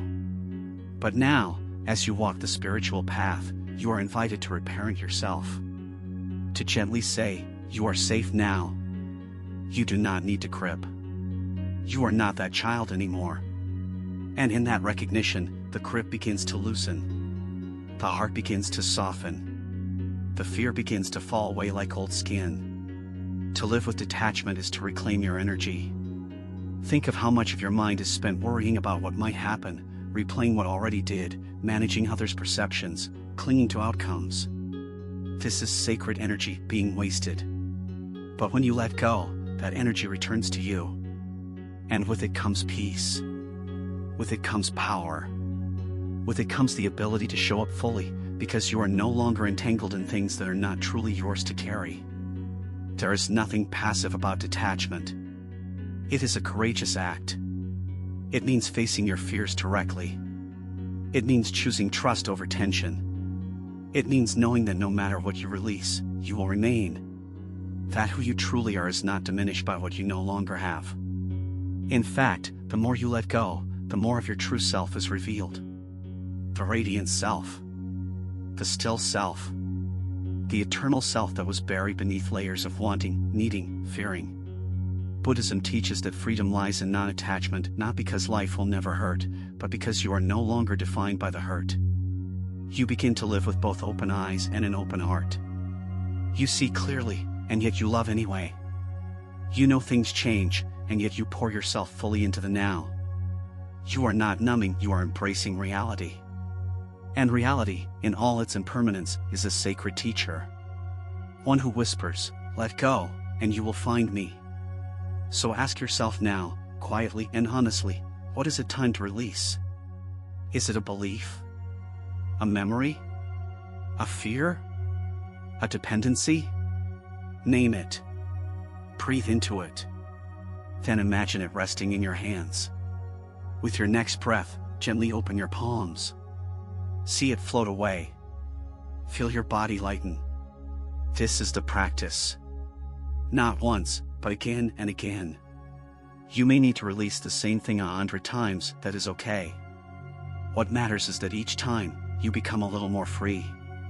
There is a moment in your spiritual path when you stop asking, "How can I hold on?" and begin asking, "What is asking to be released?" This shift is not small, it is revolutionary. It is the moment your soul stops resisting the river and starts flowing with it.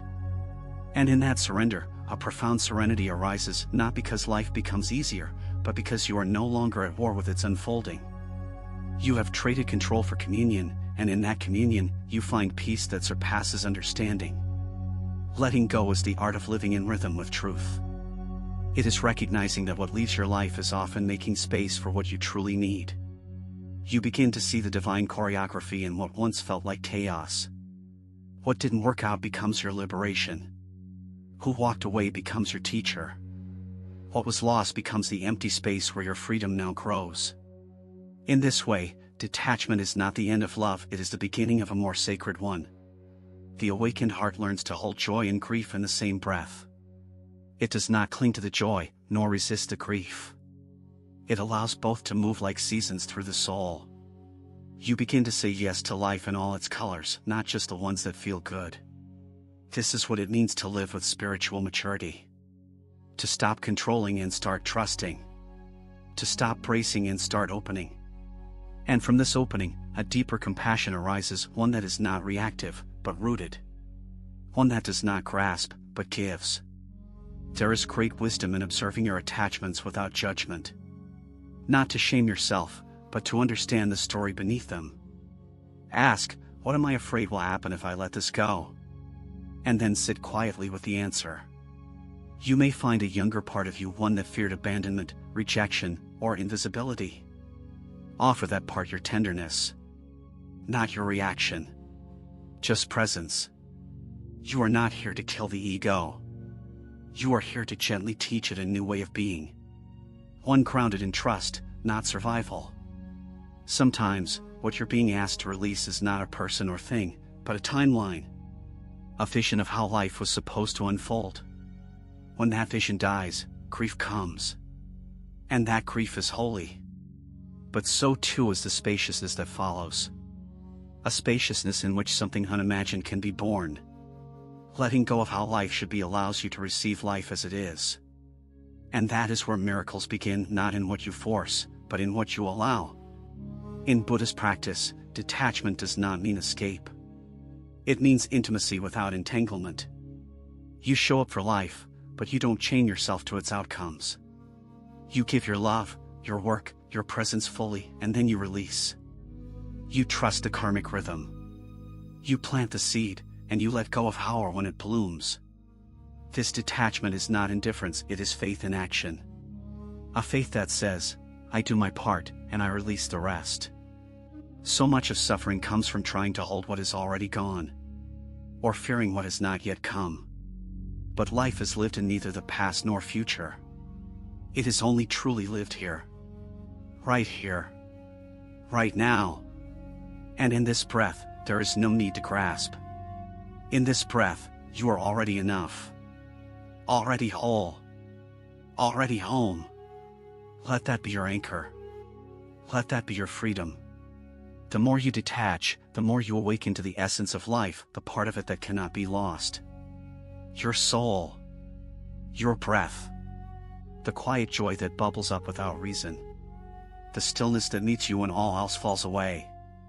You begin to fall in love not with what life gives, but with life itself.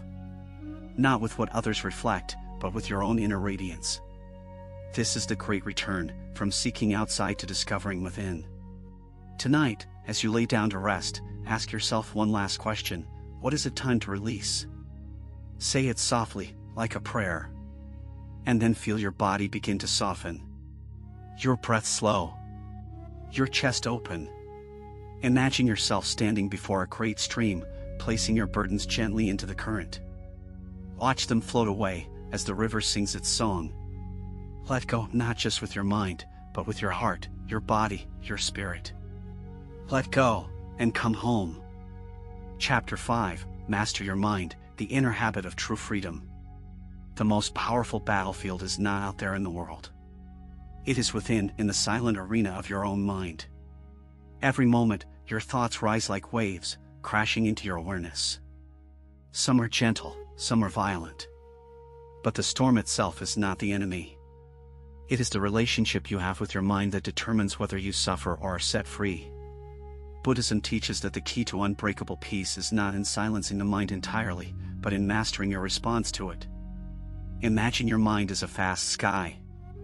Thoughts are like clouds, some dark and heavy, others light and drifting.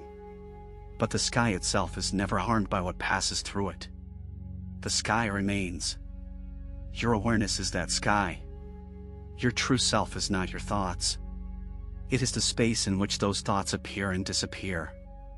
When you recognize this, something shifts. You no longer fear the clouds. You watch them. You allow them. You understand that you are not them. But mastery does not come instantly. It comes through quiet practice. Through watching the thoughts arise without judgment. Through pausing before reacting. Through breathing deeply when the chaos stirs. Most people live like puppets pulled by every thought and emotion that visits their mind. But the awakened one becomes still, not by force, but by understanding. He sees the thought and says, "Ah, there you are again," and lets it pass like wind through an open window. The mind is a powerful servant, but a terrible master.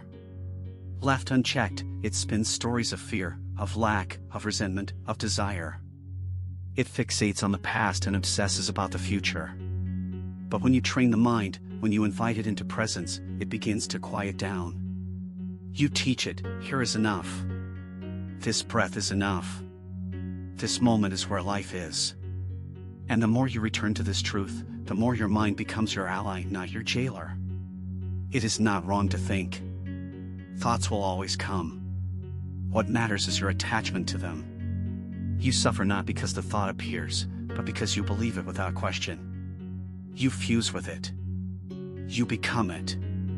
But when you cultivate awareness, you create space. And in that space, you find freedom. You can observe the thought and choose not to follow it. That power, the power of conscious attention, is the seed of liberation. When the mind says, "I am not good enough," pause. Breathe. Ask, "Is that true?" When the mind says, "I will never heal," pause again. Ask, "Is this voice helping me grow?" This gentle inquiry dissolves illusions. It reveals that many of your thoughts are echoes, old programs, fear loops, inherited beliefs. But they are not you. And the moment you see them clearly, they begin to lose their grip. You no longer feed the wolf of fear. You feed the silence instead. The path to mastering the mind is not to fight it, but to befriend it. To sit with it like a wise elder and say, "I hear you. I see your pain. But I will not be ruled by you." This is the path of the Bodhisattva, the one who walks with both wisdom and compassion. Who disciplines the mind with gentleness. Who knows that a calm mind is not born of repression, but of deep listening. In this way, even the most restless heart finds rest. You may ask, "But how do I begin?" You begin in stillness. In morning silence before the noise of the world enters. You begin by noticing your breath. By greeting each thought like a visitor, not a king. You begin by choosing, over and over again, not to follow the old roads of fear. This is not easy. but it is sacred. And with each breath of mindfulness, the mind learns. It softens. It slows. It begins to mirror the peace you are cultivating within. Eventually, your inner world becomes a refuge, not a battlefield. You stop fearing your thoughts. You stop needing to fix them all. You become the witness, the presence, the sky. And in that spaciousness, there is room for everything: pain, joy, memory, silence, all held in awareness. All allowed to pass. You become unbreakable not by hardening your mind, but by softening into the truth that you are more than your mind. You are its master, not its victim. The mind, when untrained, is like a monkey leaping from branch to branch, chasing noise, reacting without pause. But through gentle awareness, it can be tamed not with punishment, but with presence. Buddhism doesn't teach us to destroy the mind, but to understand its nature. Like a wild animal that has never known calm, the mind only lashes out because it does not feel safe. Your presence, still, kind, unwavering, becomes the refuge where the mind can finally rest. You must remember, thoughts are not commands. They are suggestions. They arise from memory, habit, fear, fantasy. But you are not obligated to obey them. When a painful thought arises, "I am failing," they don't care, "I'll never be free," that is the moment of choice. Will you believe it blindly? Or will you sit with it, breathe into it, and gently release it like incense into the air? This is the sacred pause. The space between stimulus and response, where mastery is born. True inner freedom begins not by controlling what arises in your mind, but by shifting your relationship to it. You begin to notice the tone of your inner voice. Is it kind or cruel? Is it echoing an old wound? Is it repeating a lie you once believed? Most of what your mind says is not original, it is inherited, shaped by early experiences, by culture, by fear. But you are not doomed to repeat these thought patterns. You can interrupt them. You can rewrite the script. Meditation is the practice that sharpens this awareness. Not by making your mind blank, but by training your attention. Each time your thoughts wander, and you gently bring them back to the breath, that is the training. That is the strengthening. You're not failing when your mind drifts. You're building the muscle of attention when you return. Over time, that muscle grows. And with it, your capacity to remain calm in the middle of the storm expands. A mind anchored in the present moment is a mind that cannot be easily broken. Even in loss, it returns to breath. Even in fear, it grounds in now. It no longer spins stories of catastrophe, because it knows the truth: this breath is safe. This moment is enough. This awareness is untouched. And from that foundation, you begin to act, speak, and live not from habit, but from clarity. Not from fear, but from wisdom. This is the gift of mastering your mind. You are not your anxiety. You are the one watching it rise and fall. You are not your rage. You are the one feeling it move through your chest. When you see this, you stop identifying with every mental storm. You learn to say, "This is here, but it is not who I am." That small shift changes everything. You begin to disarm the mind's power over you. You hold your ground. You stand as awareness, clear, quiet, whole. There is a voice within you that existed before thought, a knowing, a stillness. That is your true nature. When the mind is noisy, that voice gets buried. But with practice, it returns. Sometimes it whispers in silence. Sometimes it speaks through intuition. You may feel it as a soft warmth in your chest, or a sudden calm when you least expect it. That is the self untouched by thought. That is your home beneath the chatter. One of the most compassionate things you can do for yourself is to stop believing every thought you have. You are allowed to question them, to sit with them, to hold them up to the light of mindfulness and ask, is this real, or is this a habit? Is this truth, or is this fear? You will be surprised how many of your painful thoughts dissolve under simple awareness. Like shadows under sunlight, they lose their form when you stop running from them. As you deepen in awareness, the mind slowly loses its grip. Not because you fought it, but because you met it with love. You watched without judgment. You breathe through the panic. You chose presence instead of reaction. And slowly, a stillness grows within you. A peace that does not depend on what you think, but on what you are. That stillness becomes your anchor, your home, your unshakable refuge. Each day, return to it. Even if only for a few moments. Breathe. Watch the mind without attachment. Smile at its games. Let the thoughts rise and fall. Let them pass like birds across the sky. You are the sky. You are the witness. You are the master of your mind, not by conquering it, but by remembering who you truly are beyond it. There will be days when your mind feels like a storm, loud, restless, relentless. Do not fear these days. They are not signs of failure, but invitations to return. To return to the breath. To return to silence. To return to the knowing that even the loudest mind cannot drown the stillness that lives underneath. Storms pass. Always. But the crown of awareness remains untouched. That is what you must anchor to, not the wave, but the depth beneath it. The mind will try to convince you that you must solve every problem, fix every flaw, control every future. But you must gently smile at that voice. It is just doing what it was trained to do, protect. And while it means well, it does not yet know the peace of surrender. You do not need to silence it by force, only by returning again and again to the breath. The breath is the bridge. The breath is the balm. The breath is your sacred teacher, forever waiting. Thoughts come, thoughts go.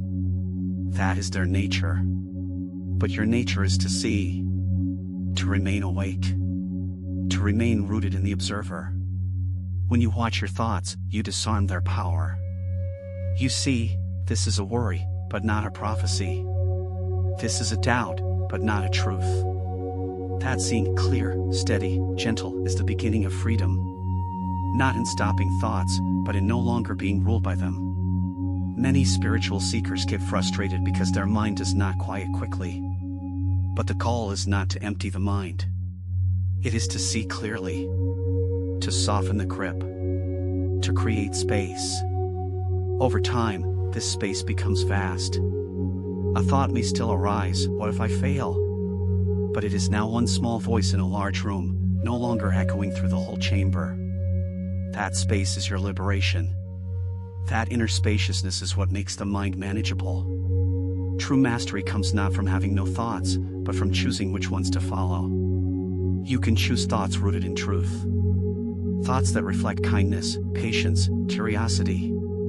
You can let go of the harsh voices, the inner critic, the echo of shame, the voice of comparison. Those voices are not you. They are old passengers on your train. You may nod at them politely, but you do not hand them the wheel. Meditation is a mirror. It shows you your mind without filters. And sometimes what you see may scare you, sadness, judgment, fear. But keep sitting. Keep breathing. These visitors lose their sharpness when faced with your steady presence. The more you see them without flinching, the less they control you. You begin to realize, this too shall pass. And in that realization, you become strong not through resistance, but through softness. It is okay to feel overwhelmed. It is okay to feel lost in thought. What matters most is how gently you return. Every return to presence is a sacred act. Every time you say, I am here again, you train the mind to follow your heart.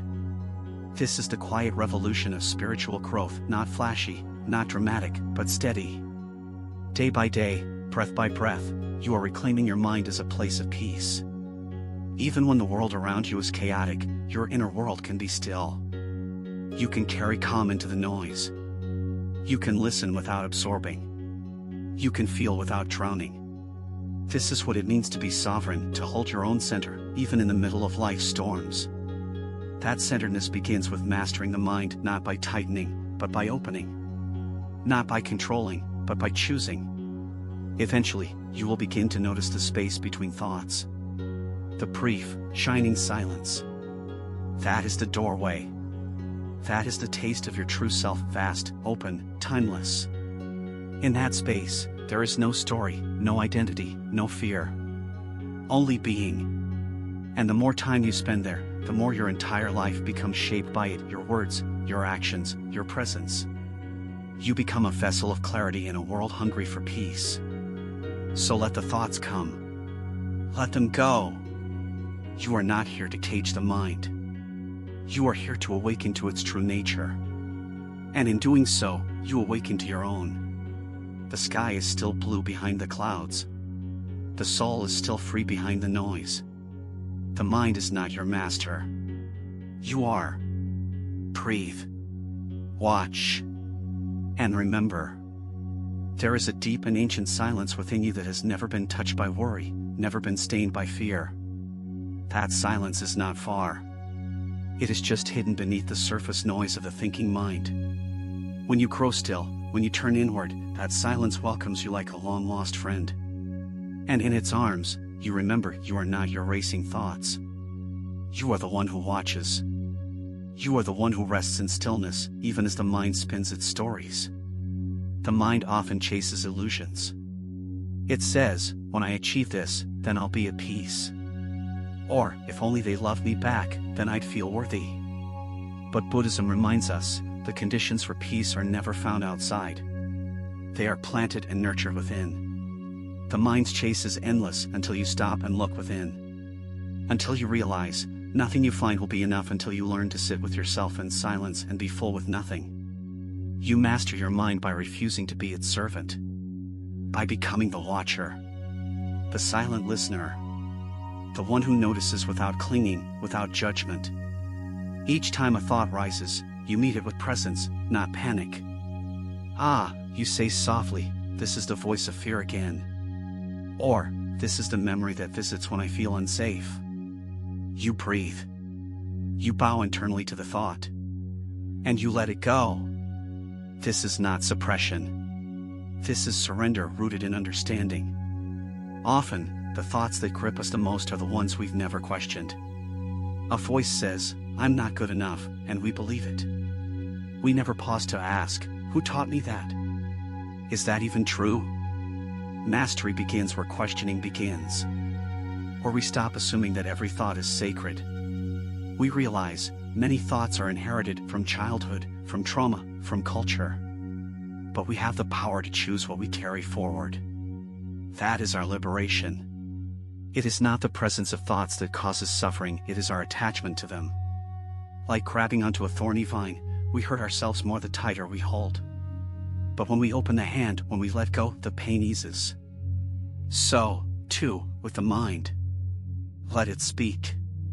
Let it move. But do not cling. Do not follow every branch it throws. Stay rooted in the now. Stay grounded in the breath. That is where your real power lives. Mindfulness is not about resisting your inner world. It is about becoming so familiar with it that nothing surprises you. You meet the sadness with presence. You greet the fear like a visitor. You hold the anger like a child in distress. And in that meeting with compassion, not reaction, healing happens. The mind no longer feels like an enemy. It becomes part of your practice, part of your path. You walk with it, not against it. The mind often judges, this is good, this is bad, this should not be. But life simply is. Your breath does not judge. Your heart does not judge. They simply move. They simply respond to the moment. And so too can the mind when it is aligned with presence. When it stops trying to divide the world into categories and simply allows what is. In that surrender, a deeper wisdom begins to speak, the wisdom beyond thought. Some days the mind will be kind. Other days, cruel. Some days it will offer clarity. Other days, confusion. But your relationship with it can remain steady. Like a parent to a child. You don't need to react to every outburst. You observe. You hold. You breathe. You remember, I am not here to fix every thought. I am here to remain free, no matter what thoughts arise. That inner steadiness, that quiet confidence is true mastery. To walk the Buddhist path is to walk with awareness, not perfection. To fall into old mental habits and still return again and again with kindness. To say, ah, the mind wandered again. Let's come back. No shame. No drama. Just return. That returning is the practice. That patience is the strength. And over time, the distance between being lost and being found shortens. The mind learns that it is safe to rest. And one day, perhaps when you least expect it, you will sit in silence and notice the mind is quiet. Not because you forced it. Not because you silenced it. But because it finally feels seen. Held. Loved. And in that soft quiet you will meet yourself. The self beyond story. The self that cannot be broken. The self that watches the mind with love and walks through the world in peace. The most powerful realization on the path to mastering your mind is this: you are not here to destroy your thoughts, you are here to see through them. The thoughts may still come. But when you no longer confuse them for truth, they lose their grip. This is the liberation the Buddha spoke of, not a perfect mind, but a free one. A mind that may still whisper fear, but no longer commands your steps. A mind that no longer holds you hostage to its storms. In this space of clarity, you begin to live differently. You speak more slowly. You listen more deeply. You notice the tension before it becomes anger. You feel the sadness without needing to escape it. You create space for others, for yourself, for truth. This spaciousness is not passive. It is alive. It is aware. And it gives birth to compassionate action, grounded in wisdom, not in reactivity. You will see others suffering, trapped in the same mental loops that once imprisoned you. But instead of judgment, you will feel compassion. I too believe my thoughts once, you'll remember. And from that compassion, your presence becomes medicine. Not because you offer advice, but because your calm is a silent invitation. Others feel safe in your presence because you are no longer ruled by your own chaos. Your practice becomes a lighthouse. Not because you shine brightly all the time, but because you are rooted. Grounded. Even when the winds of thought howl, you do not sway. You have touched something deeper than thought awareness itself. And that awareness is unshakable. That is why nothing can break you anymore. Not because life stops being hard, but because you stop being consumed by the mind's stories about hardship. Even when fear arises, you now meet it differently. Not with panic, but with presence. Hello, old friend, you whisper. You may sit here, but you will not steer. This relationship, tender, observant, nonviolent, changes everything. You do not need to fight fear. You only need to see it clearly. Like a ghost dissolving in daylight, its power fades when met with loving awareness. There will still be moments of forgetfulness. The mind will try to pull you back into identification. It may shout, "You're not enough," or "You're failing." But now, you smile. You bow. You breathe. And you return. Return to the breath. Return to the silence. Return to the awareness that watches it all without clinging. This returning again and again is not weakness. It is mastery in motion. And one day, you may sit in the middle of sorrow and feel peace. You may walk through uncertainty and feel grounded. You may hear the mind's old scripts and no longer believe them. That is not magic. That is the fruit of presence. That is the reward of sitting through the chaos, of watching without flinching, of breathing through it all until only the truth remains. The mind will always offer its commentary. But now, it becomes background noise. The foreground is peace. The foreground is presence. The foreground is you, vast, awake, whole. You have stepped out of the cage of thought and into the freedom of awareness. And from this place, you can finally live. Not in reaction, but in response. Not in confusion, but in clarity. Not in fear, but in love. This is what it means to master your mind, not to have no thoughts, but to no longer be their prisoner. To stand in the fire of thought and remain unburned.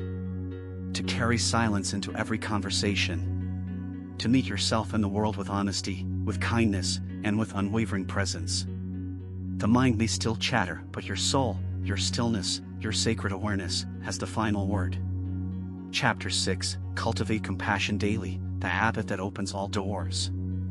There is a tenderness at the heart of all things. A quiet ache that longs to be seen, not judged. This tenderness lives in you not as weakness, but as the doorway to boundless strength. Compassion is not softness in the way the world defines it. It is not passive or weak. It is the greatest power you can cultivate. Because when you learn to face suffering, yours and others, with an open heart, you stop running. You stop fighting. You begin to heal. We are conditioned to resist what hurts. To reject the pain, the fear, the grief. But Buddhism teaches that turning towards suffering with compassion is the path to liberation. This does not mean that we wallow in pain.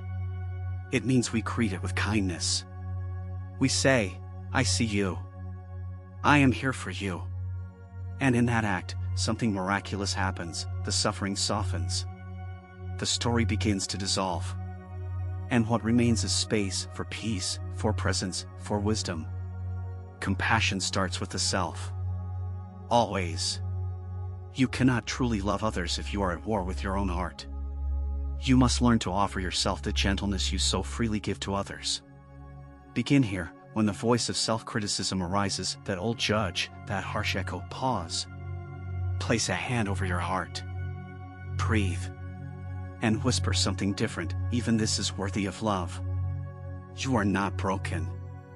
You are learning. And that learning is sacred.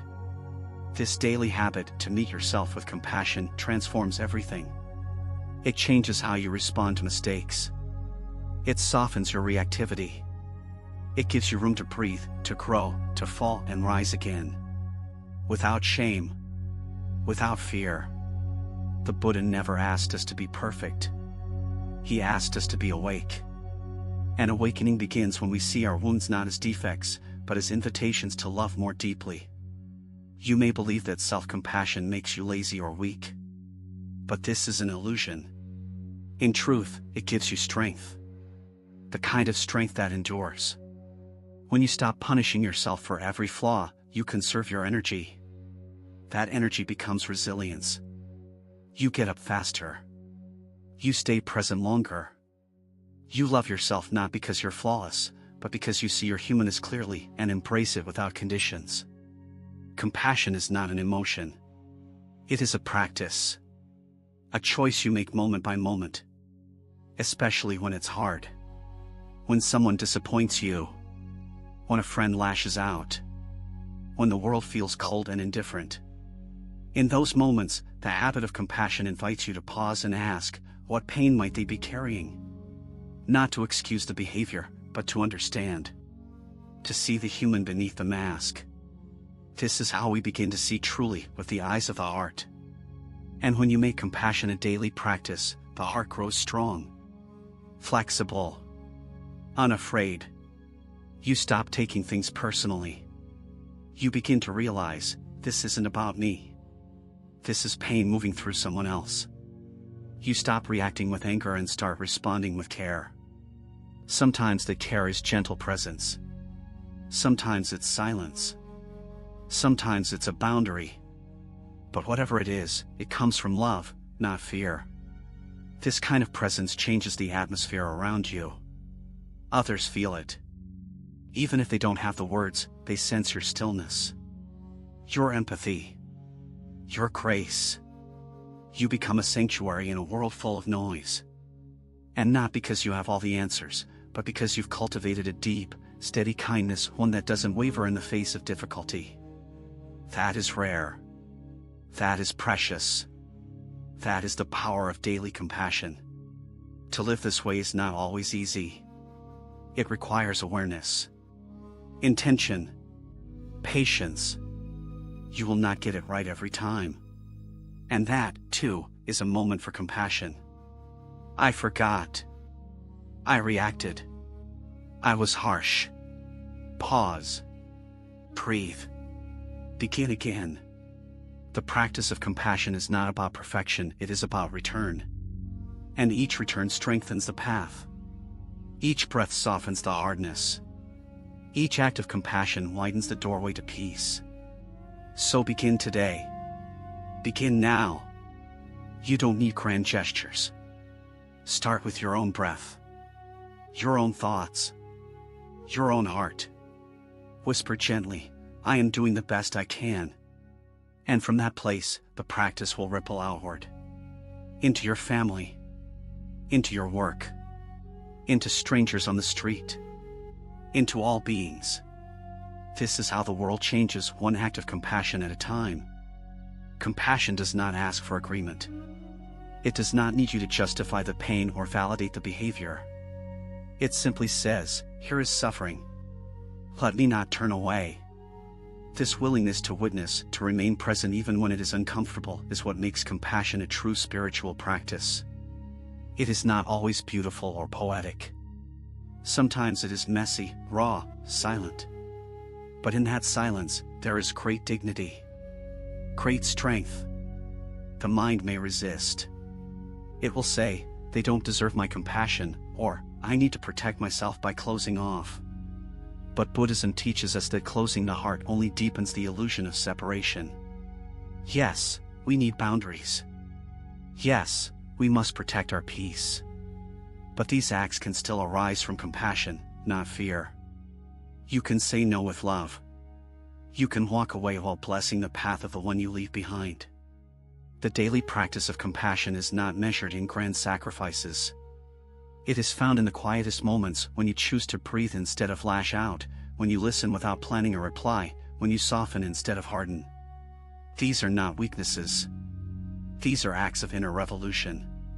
They change the current. They break the chain of pain passed down for generations. You become a bridge between reaction and wisdom. To cultivate compassion daily is to live as if every being is carrying an invisible weight. And this is true. Behind every rude remark, every cold glance, every distance, there is a story. A wound. A fear. And while you may never know the details, you can still choose how you show up. You can choose to meet the moment not with more pain, but with presence. This is your power. This is your practice. When you begin to live from compassion, your entire nervous system begins to shift. Your breath deepens. Your body relaxes. Your voice softens. This is not performative. This is a reflection of inner safety. You are no longer a threat to yourself. You have learned to meet your inner world with gentleness, and so your outer expression follows. Others feel this. Animals sense it. Children respond to it. It is a peace that moves beyond words. It's important to remember that compassion is not about fixing. It's about seeing. When someone is in pain, the impulse may be to offer solutions, to make it better. But often, the most healing gift is presence, silent, steady, non-judging. To sit with another in their suffering without trying to change it is one of the most profound acts of love. It says, I trust your strength. I am here. You are not alone. Compassion does not eliminate discernment. You will still need to make choices, protect your time, decide who gets close. But these choices can come from clarity, not bitterness. You can say, this situation no longer nourishes me, and still wish the best for those involved. This is compassion matured, not sentimental, but strong. Rooted in truth, and therefore, deeply free. There may be times when your compassion feels depleted. Times when you feel tired, used, unseen. These are moments not to push harder, but to return to yourself. To offer compassion inward before extending it outward again. You cannot pour from an empty cup. You are not a machine of kindness. You are a living being who also needs to be held. To be seen. To rest. Self-compassion is what sustains your ability to serve. In Buddhist practice, the cultivation of metta, loving kindness, begins with oneself, then expands, to a loved one, to a stranger, to an enemy, and finally to all beings. This gentle progression reflects a truth: compassion grows from the inside out. You cannot force it. You can only nurture it through presence, breath, and daily return. Each time you begin again, the heart grows a little stronger, a little softer. So let this be your habit, to wake each day and ask, how can I be kind to myself today? To pause in conflict and ask, what pain might this person be carrying? To end each night by releasing judgment of others, of yourself. This is the path. This is the practice. And in walking it, step by step, you become a beacon of peace, not by effort, but by your very presence. There is a secret that the wise ones have always known: when you extend compassion to others, you free yourself first. The act of softening your heart does not weaken you, it dissolves the invisible walls that suffering builds within. Each time you choose compassion over judgment, something within you exhales. The tension loosens. The burden lightens. You return, again and again, to the truth of your nature, kindness. But this is not always easy. Life will test your compassion in ways that feel unfair. You will be misunderstood. You will be hurt by those you love sincerely. And in those moments, it is tempting to armor the heart. To say, never again. But the Buddha reminds us, hate never ends by hate, only through love does it end. The choice to stay open is not naive, it is courageous. It is a vow you renew with every breath. Compassion doesn't mean letting people walk over you. It means seeing clearly without adding more pain. It means understanding that their words may come from fear, from wounds, from old conditioning. And while you don't excuse harmful behavior, you refuse to become like what hurt you. That is true strength. You protect your peace without poisoning your heart. You step away without closing the door to love. This way of living becomes your compass. It guides your choices, your conversations, your presence in the world. You stop trying to win arguments and begin listening for the need beneath the noise. You stop chasing validation and begin living in alignment. You stop reacting to others' wounds with your own, and instead, meet them with stillness. This is how you become unbreakable, not by hardening, but by softening wisely. You begin to see every encounter as a mirror. When someone speaks harshly, you ask, where do I speak to myself like that? When you witness kindness, you ask, how can I grow this in my life? In this way, compassion becomes a path of awakening. Every moment becomes a lesson. Every person, a teacher. Every difficulty, a doorway into deeper love if you remain open enough to walk through it. Your compassion may not always be returned. That is not your concern. The gift is in the giving. The healing happens in the offering. You don't practice compassion for applause. You do it because it aligns your heart with truth. Because it brings you peace at night. Because it allows you to meet the eyes of the suffering and not look away. That, in itself, is holy. That is enough. Compassion changes your very way of being. You stop needing to control outcomes. You stop demanding perfection from yourself and others. You begin to trust not in people who will falter, but in presence itself. In the knowing that life is hard for everyone. That everyone is carrying stories you cannot see. And so you move more slowly. You speak more gently. You forgive more freely. Not because you are weak, but because you understand. And when others see this in you, this patience, this peace, this grace, they are reminded of their own capacity to love. Your way of living becomes a silent invitation. Come back to the heart. Come back to the breath. Come back to what really matters. You become a lighthouse in their storm, simply by being rooted in compassion. Not fixing them. Not saving them. Just being open, awake, and kind. Over time, the practice becomes effortless. Not because you no longer feel anger or sadness, but because your first instinct is no longer defense. It is curiosity.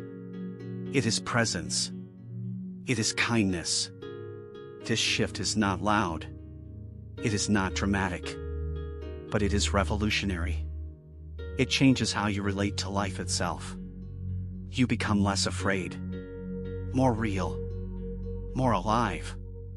And that, too, is compassion, the compassion of being fully here. So continue, gently but with resolve.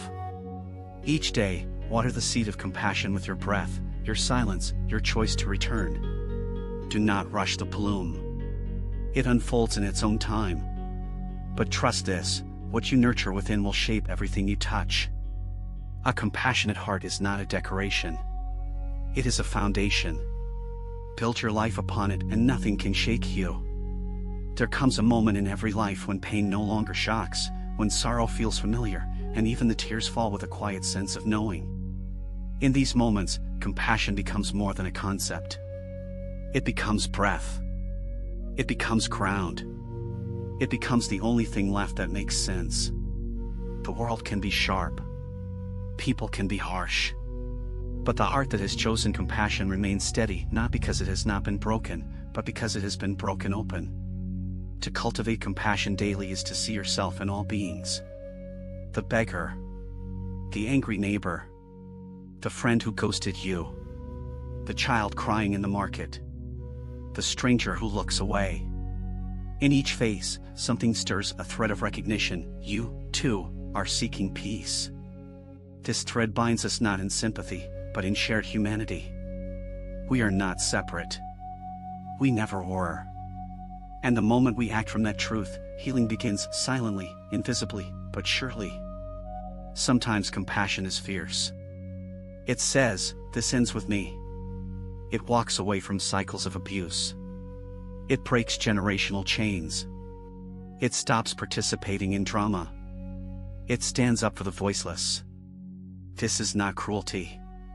This is love in its clearest form, sharp as a blade, soft as a feather.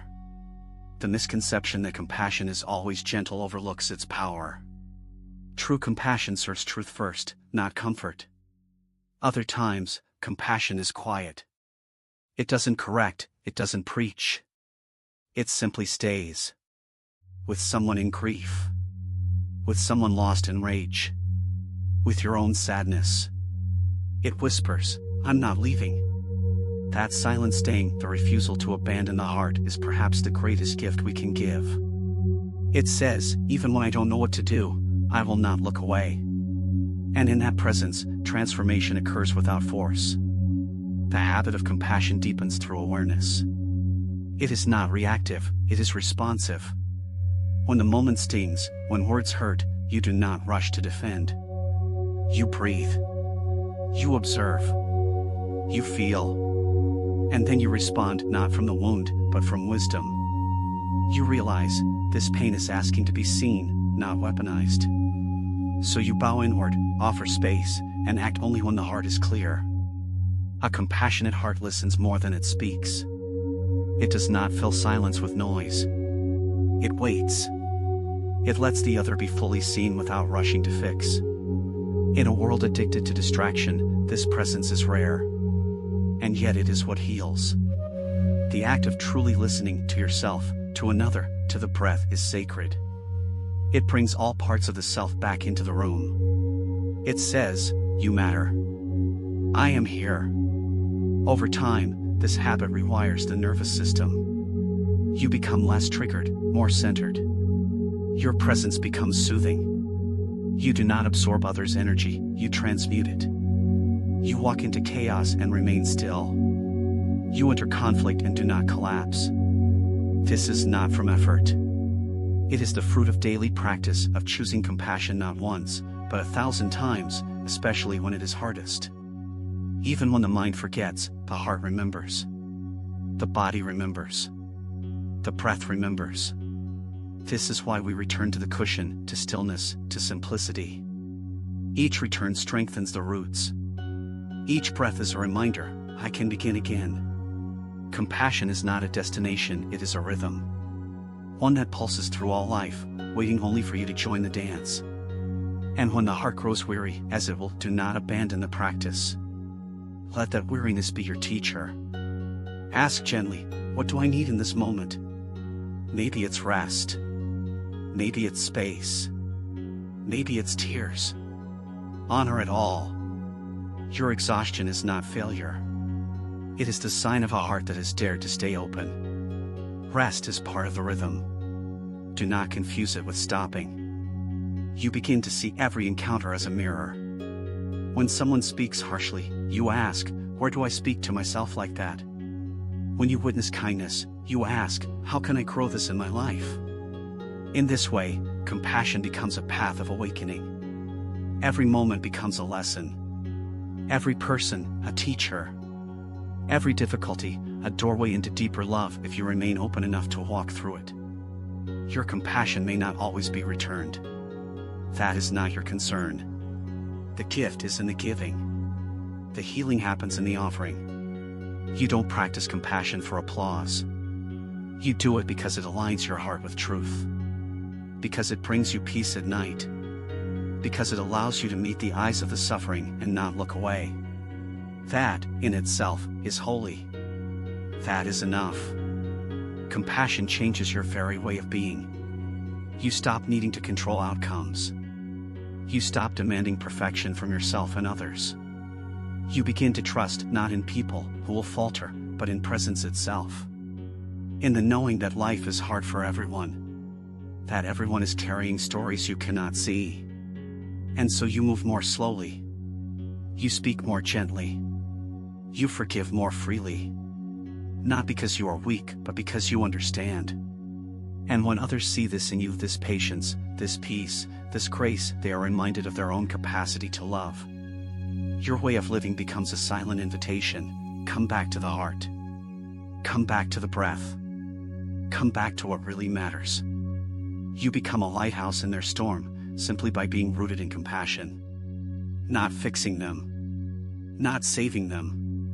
Just being open, awake, and kind. Over time, the practice becomes effortless. Not because you no longer feel anger or sadness, but because your first instinct is no longer defense. It is curiosity. It is presence. It is kindness. This shift is not loud. It is not dramatic. But it is revolutionary. It changes how you relate to life itself. You become less afraid. More real. More alive. And that, too, is compassion, the compassion of being fully here. So continue, gently but with resolve. Each day, water the seed of compassion with your breath, your silence, your choice to return. Do not rush the bloom. It unfolds in its own time. But trust this, what you nurture within will shape everything you touch. A compassionate heart is not a decoration. It is a foundation. Build your life upon it and nothing can shake you. There comes a moment in every life when pain no longer shocks, when sorrow feels familiar, and even the tears fall with a quiet sense of knowing. In these moments, compassion becomes more than a concept. It becomes breath. It becomes ground. It becomes the only thing left that makes sense. The world can be sharp. People can be harsh. But the heart that has chosen compassion remains steady, not because it has not been broken, but because it has been broken open. To cultivate compassion daily is to see yourself in all beings. The beggar. The angry neighbor. The friend who ghosted you. The child crying in the market. The stranger who looks away. In each face, something stirs a thread of recognition. You, too, are seeking peace. This thread binds us not in sympathy, but in shared humanity. We are not separate. We never were. And the moment we act from that truth, healing begins silently, invisibly, but surely. Sometimes compassion is fierce. It says, "This ends with me." It walks away from cycles of abuse. It breaks generational chains. It stops participating in drama. It stands up for the voiceless. This is not cruelty. This is love in its clearest form, sharp as a blade, soft as a feather. The misconception that compassion is always gentle overlooks its power. True compassion serves truth first, not comfort. Other times, compassion is quiet. It doesn't correct, it doesn't preach. It simply stays. With someone in grief. With someone lost in rage. With your own sadness. It whispers, "I'm not leaving." That silent staying, the refusal to abandon the heart, is perhaps the greatest gift we can give. It says, "Even when I don't know what to do, I will not look away." And in that presence, transformation occurs without force. The habit of compassion deepens through awareness. It is not reactive, it is responsive. When the moment stings, when words hurt, you do not rush to defend. You breathe. You observe. You feel. And then you respond not from the wound, but from wisdom. You realize, this pain is asking to be seen, not weaponized. So you bow inward, offer space, and act only when the heart is clear. A compassionate heart listens more than it speaks. It does not fill silence with noise. It waits. It lets the other be fully seen without rushing to fix.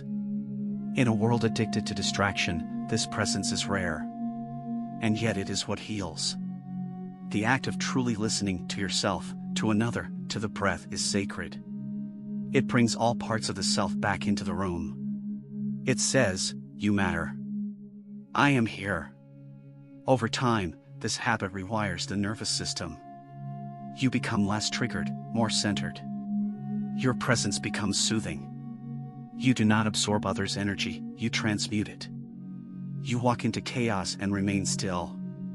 You enter conflict and do not collapse. This is not from effort. It is the fruit of daily practice of choosing compassion not once, but 1,000 times, especially when it is hardest. Even when the mind forgets, the heart remembers. The body remembers. The breath remembers. This is why we return to the cushion, to stillness, to simplicity. Each return strengthens the roots. Each breath is a reminder, I can begin again. Compassion is not a destination, it is a rhythm. One that pulses through all life, waiting only for you to join the dance. And when the heart grows weary, as it will, do not abandon the practice. Let that weariness be your teacher. Ask gently, what do I need in this moment? Maybe it's rest. Maybe it's space. Maybe it's tears. Honor it all. Your exhaustion is not failure. It is the sign of a heart that has dared to stay open. Rest is part of the rhythm. Do not confuse it with stopping. So now, again, return to yourself. Feel the breath. Feel the heart. Offer this moment the gift of your presence. There is no need to solve, to fix, to earn. There is only this, the choice to meet what is here with compassion. This is your practice. This is your strength. This is the door that opens all others. Let this final part settle like warm tea in the chest, a quiet blessing poured slowly into the depths of your being. For the path of compassion is not a race, not a task, not even a goal. It is a way of being that asks only one thing of you, to return, again and again, to the softness that still lives beneath all your defenses. You do not need to force it. You do not need to perfect it. You only need to remember that it is already there. The greatest miracle of compassion is not what it changes outside of you, though it will. It is what it heals within. The moment you extend kindness to another, you become less afraid of your own pain. The moment you forgive, even in thought, you soften your own chains. You realize that you were never meant to carry the weight of resentment. That anger only asks to be seen, held, then gently laid down. In the teachings of the Buddha, compassion, karo, walks hand in hand with wisdom. One cannot stand long without the other. Compassion without wisdom can burn out. Wisdom without compassion becomes cold. Together, they form the middle path, clear-eyed and open-hearted. And this balance is not learned overnight. It is shaped in silence, carved through experience, watered with patience. Every time you fall short, when you speak harshly, when you shut down, when you forget the softness that is still part of the path. Do not shame yourself. Instead, use the moment as fuel. Ask, what pain in me still needs compassion? Your flaws are not obstacles. They are invitations. Every failure is a doorway back to the present, to your breath, to the habit of returning. That, too, is compassion. There will be people who do not understand this way. Who see your tenderness as weakness, your kindness as naivety. Let them think what they will. Your life is not a performance. Your heart is not up for debate. You are not here to convince, only to live in alignment with what you know to be sacred. And that sacred truth is this: love, offered without demand, is the most radical force on earth. As this habit deepens, it will begin to shape your words. You will speak less to impress and more to uplift. You will not hide behind sarcasm or sharpness. You will become deliberate, clear, gentle, and the world, slowly, will shift in your presence. Not because you forced it, but because you became the still point others could rest near. A tree, a river, a home. And when you sit with yourself at the end of the day, weary, uncertain, perhaps even wounded, you will know that you lived in integrity. That you did not abandon your values for convenience. That you remembered the deeper truth, even for a moment. That is peace. That is freedom. It is not always loud. It is not always visible. But it is unshakable. Let today be one more drop in that ocean. One more candle in the dark. One more breath that says, I choose compassion. Not because it is easy. Not because others deserve it.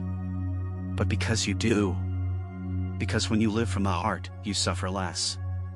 You move with grace. You sleep in peace. You walk lightly. And in this walking, you show others it is possible to live unbroken, even in a broken world. So breathe now. Deeply. Slowly. Let the breath carry these words into your center. Let them become more than language, let them become remembrance. You are not here to harden. You are here to awaken. You are here to love. Let that love begin, as it always must, within. Chapter 7, Practice Detachment, Let Go Without Losing Love. There is a silent kind of strength that comes not from holding on, but from knowing when to release. In the stillness of Buddhist teaching, this is called detachment, not apathy, not coldness, but the clear and loving ability to let life flow without clinging. You do not stop loving. You simply stop trying to control. You stop gripping what was never meant to be possessed. You allow life to move as it must, and in that surrender, you discover peace that does not depend on circumstance. It is the nature of all things to arise, to shift, to dissolve. Relationships, emotions, beliefs, bodies, the breath itself. Everything is in motion. To resist this truth is to suffer. To live in attachment is to war with impermanence. The Buddha taught that the root of all suffering is clinging not to love itself, but to the expectation that it must stay the same. Detachment, then, is not a turning away from love, but a turning toward truth. You may love someone deeply and still release them. You may care for a dream and still walk away from it. You may value your identity and still shed it. This is the paradox of freedom. You can hold something in your heart without needing it in your hands. You can honor the past without dragging it behind you. You can be fully present without chaining yourself to the future. That is detachment, not absence, but openness. In everyday life, attachment shows up quietly. In the way we replay a conversation, hoping it had gone differently. In the way we resist change, even when it brings growth. In the way we expect others to fulfill roles they never agreed to play. We hold so tightly to what we think should be, that we miss the sacredness of what is. We forget to breathe. We forget to soften. We forget that life was never meant to be caged. Detachment is the soft untying of these knots. It is not forced. It is not rushed. It is a gentle exhale that says, I trust. It is allowing people to be who they are, not who we want them to be. It is accepting the impermanence of things without bitterness. It is watching a sunset without needing to capture it. It is sitting with yourself without needing to change a thing. It is freedom born of inner alignment. To practice detachment, you begin with awareness. You ask, where am I holding on too tightly? You notice the tension in your chest, in your jaw, in your thoughts. You observe without judgment. Then, with compassion, you breathe space into it. Not to erase the emotion, but to loosen the grip. You do not need to stop feeling. You only need to stop forcing. Let the emotion rise and fall, like a wave. Let it move through. Let it teach you. In Buddhism, this practice is not cold or distant. It is warm. It is awake. It sees clearly that nothing belongs to us, not people, not roles, not even the body. And rather than despairing, it bows in reverence.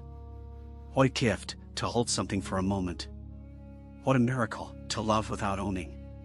What grace, to walk with someone for a time, and still let them go when the path divides. You begin to see this even with your own identity. The self you thought you were, the achiever, the wounded child, the protector, begins to loosen. You see that these were only costumes worn for a time. You do not need to hate them. You do not need to cling to them. You simply thank them and place them down. You are not your role. You are not your pain. You are not even your thoughts. You are the awareness behind them all. And when you truly understand this, there is a lightness that enters your life. You begin to flow. You begin to smile at uncertainty. You stop needing things to go a certain way. You let people change. You let plans dissolve. You let yourself evolve. Not because you don't care, but because you finally do care, for peace more than control, for truth more than comfort, for freedom more than attachment. To practice detachment is not to harden the heart, but to soften its edges so completely that love can breathe without suffocating. In clinging, love becomes possession. In detachment, love becomes presence. One seeks to hold, the other seeks to honor. One is rooted in fear, the fear of loss, of change, of the unknown. The other is born of trust, the trust that all things return to their source, and nothing real is ever truly lost. There is a sacred tenderness in releasing someone without resentment. In saying, "I love you, and I release you," you affirm that love was never about keeping, but about seeing clearly, gently, and without expectation. This kind of love does not bind. It blesses. It says, "Go where your soul needs to go. I will not chain you with my longing." And in that letting go, you return to yourself, not empty, but whole.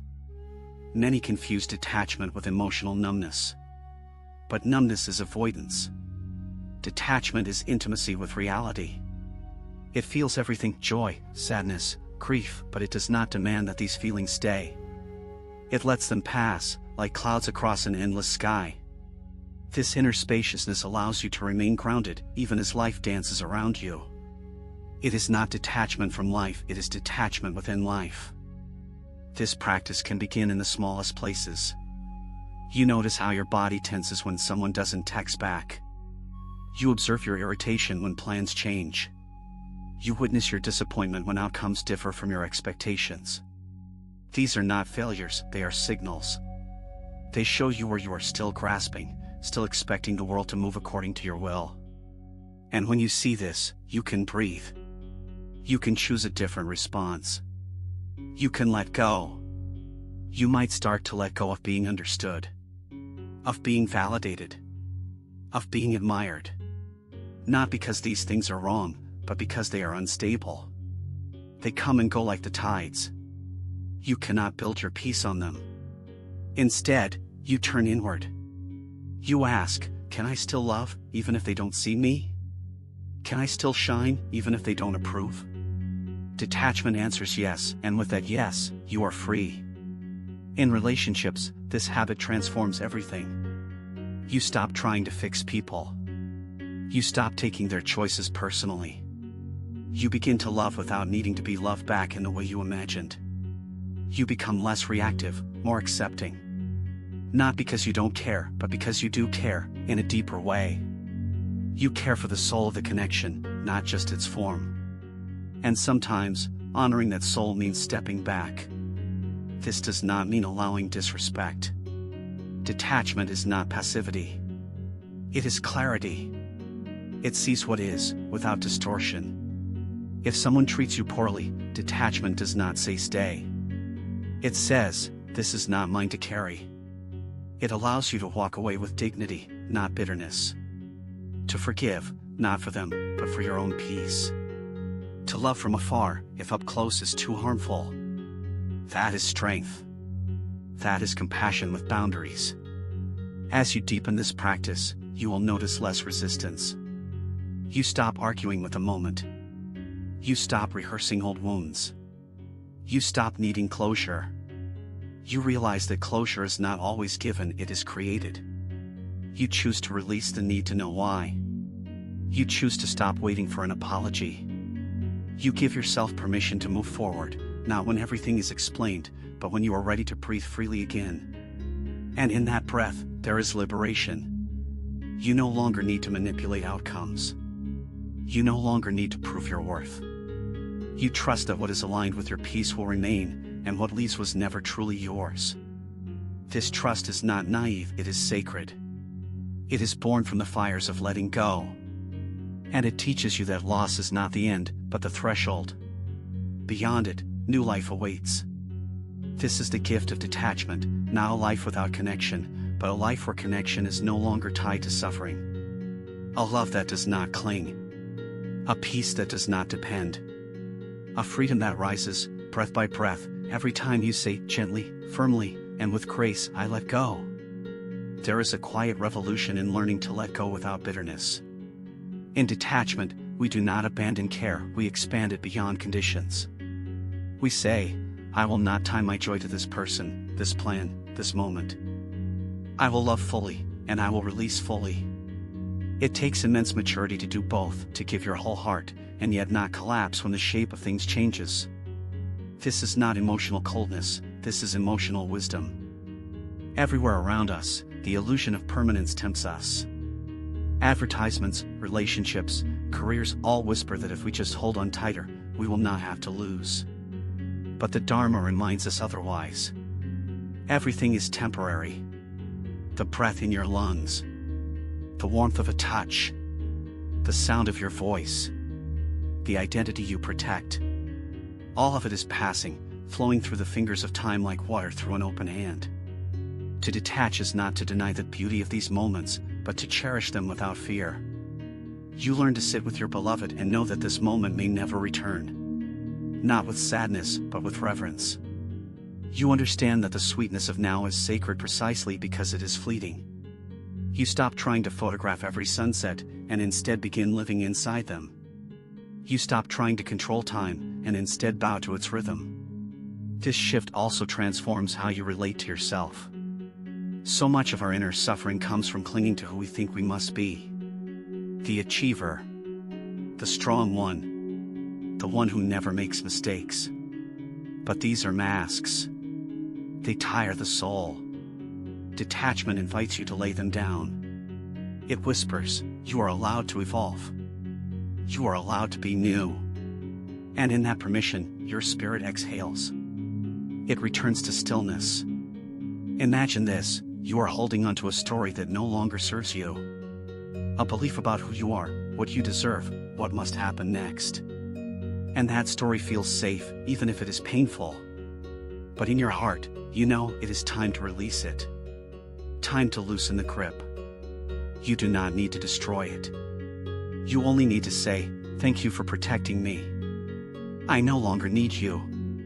And like smoke, it rises. And like mist, it fades. As you grow in this practice, you will encounter grief. Grief not just for people or places, but for versions of yourself you had to let go. You will mourn the dream that didn't come true. The love that didn't last. The identity that no longer fits. Let that grief be honored. Do not rush it.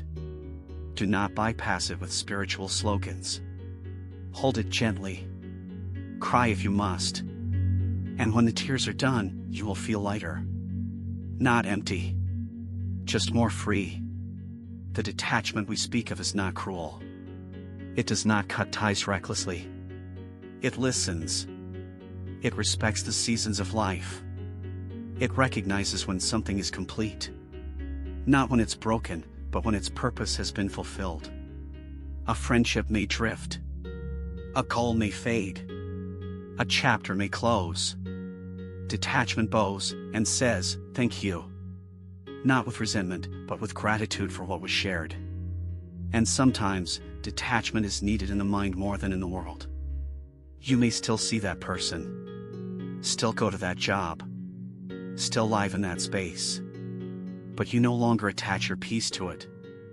You reclaim your energy. You stop reacting. You stop expecting.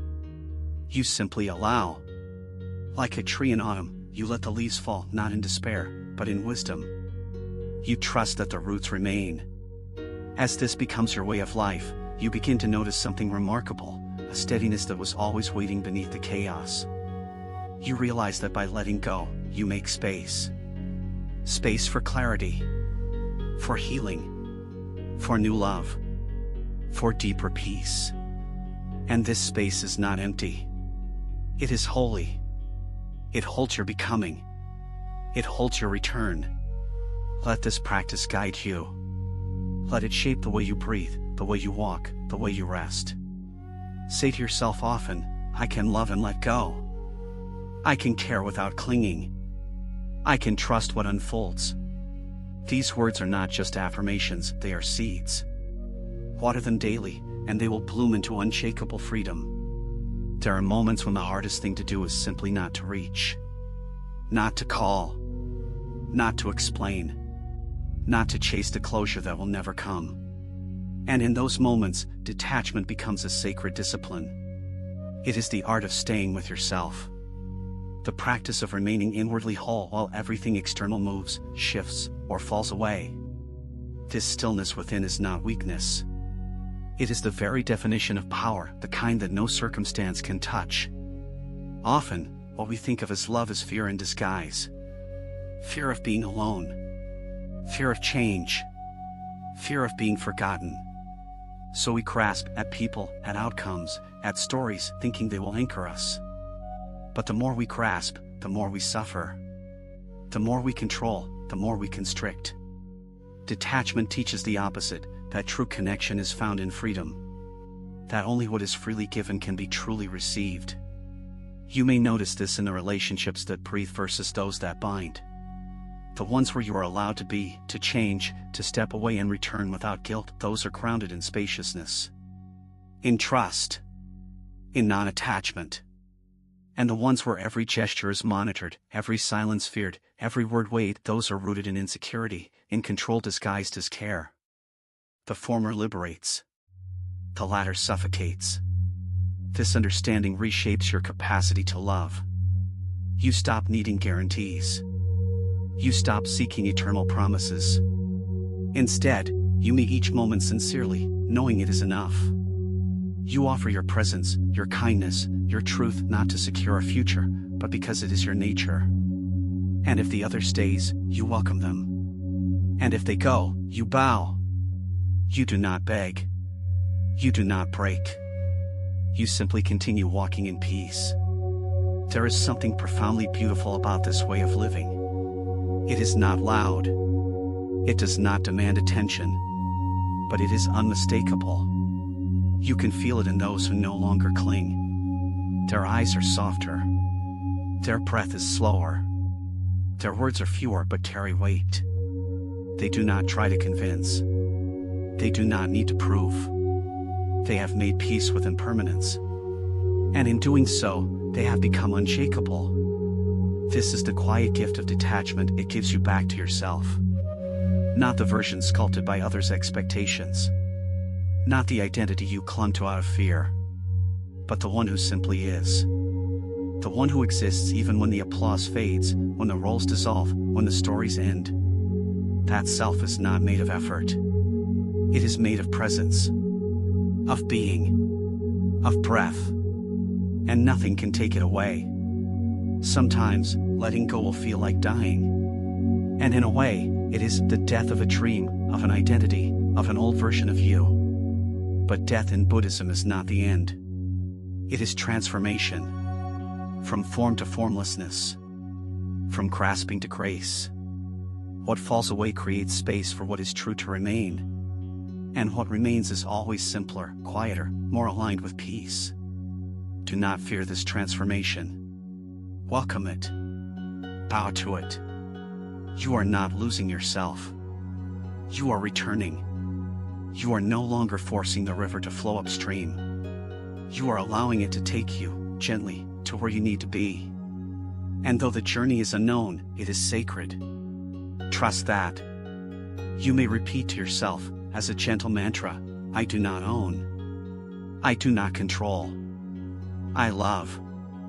I allow. I release. Let this become your rhythm. Let it become the breath beneath your breath. You will begin to notice that nothing breaks you anymore because you no longer resist the breaking. You no longer fear the falling away. You understand that even loss is a path to lightness. Let this be your way. Not cold. Not detached from love, but free in love. Free to give without demand. Free to walk without fear. Free to stay or to go, without needing permission or approval. Because when you practice detachment, you don't lose connection, you lose dependency. And in losing dependency, you gain the only thing that can never be taken from you, peace. To master the habit of detachment is to become fluent in impermanence. It is to accept that everything you love, everything you know, everything you are today, will eventually shift, fade, or dissolve. And yet, rather than resist this truth, you choose to bow to it. You choose to make peace with the nature of change. You learn to carry joy without clinging, to walk through sorrow without collapsing, and to meet each moment as a teacher instead of a threat. This kind of freedom is not something the world teaches you, but it is what the heart has always longed for. The kind of love that does not bind, the kind of peace that does not depend, the kind of strength that does not shout. It is a quiet, holy power that comes from not needing the world to behave a certain way in order for you to be okay. You stop being a prisoner of outcomes. You become a guardian of your inner stillness. In this practice, you begin to observe your own cravings, not with shame, but with tenderness. You notice where you still seek to possess, where you still demand certainty, where you still expect others to complete you. And gently, breath by breath, you release those threads. Not because you don't care, but because you care enough not to turn love into a cage, or connection into a transaction. You let people go not to push them away, but to let them walk their path. You let emotions arise, not to drown in them, but to witness their wisdom. You let yourself feel, but you do not force feeling to stay. This is detachment in action, openness without obsession, compassion without control, presence without possessiveness. And this, in truth, is the highest form of love. Because love, real love, is not about holding tight, it's about holding space. A space where others can be who they are. A space where life can flow as it must. A space where you, too, are free to evolve, to rest, to release. In this sacred spaciousness, peace is not fragile, it is expansive. It does not disappear when things change. It deepens. You become less reactive. You stop chasing people, fixing situations, or rescuing others from their own lessons. You stop thinking that love requires sacrifice of your well-being. You stop clinging to memories as if they define your worth. Instead, you live. You breathe. You trust. You let go. And every time you do, your energy returns to you clear, whole, radiant. The Buddha once said, "You only lose what you cling to." But in letting go, you gain everything that truly matters: clarity, serenity, presence, and the ability to love without fear. You become a calm presence in a chaotic world. You become someone who doesn't just speak of peace, but embodies it. And that energy heals not only yourself, but all who come near. So practice this habit every day. Let go again and again of expectations, of old identities, of forced connections. Not to become empty, but to become full of what is real. Not to disconnect, but to love in the purest, least demanding way. You will not lose yourself in this practice. You will find yourself.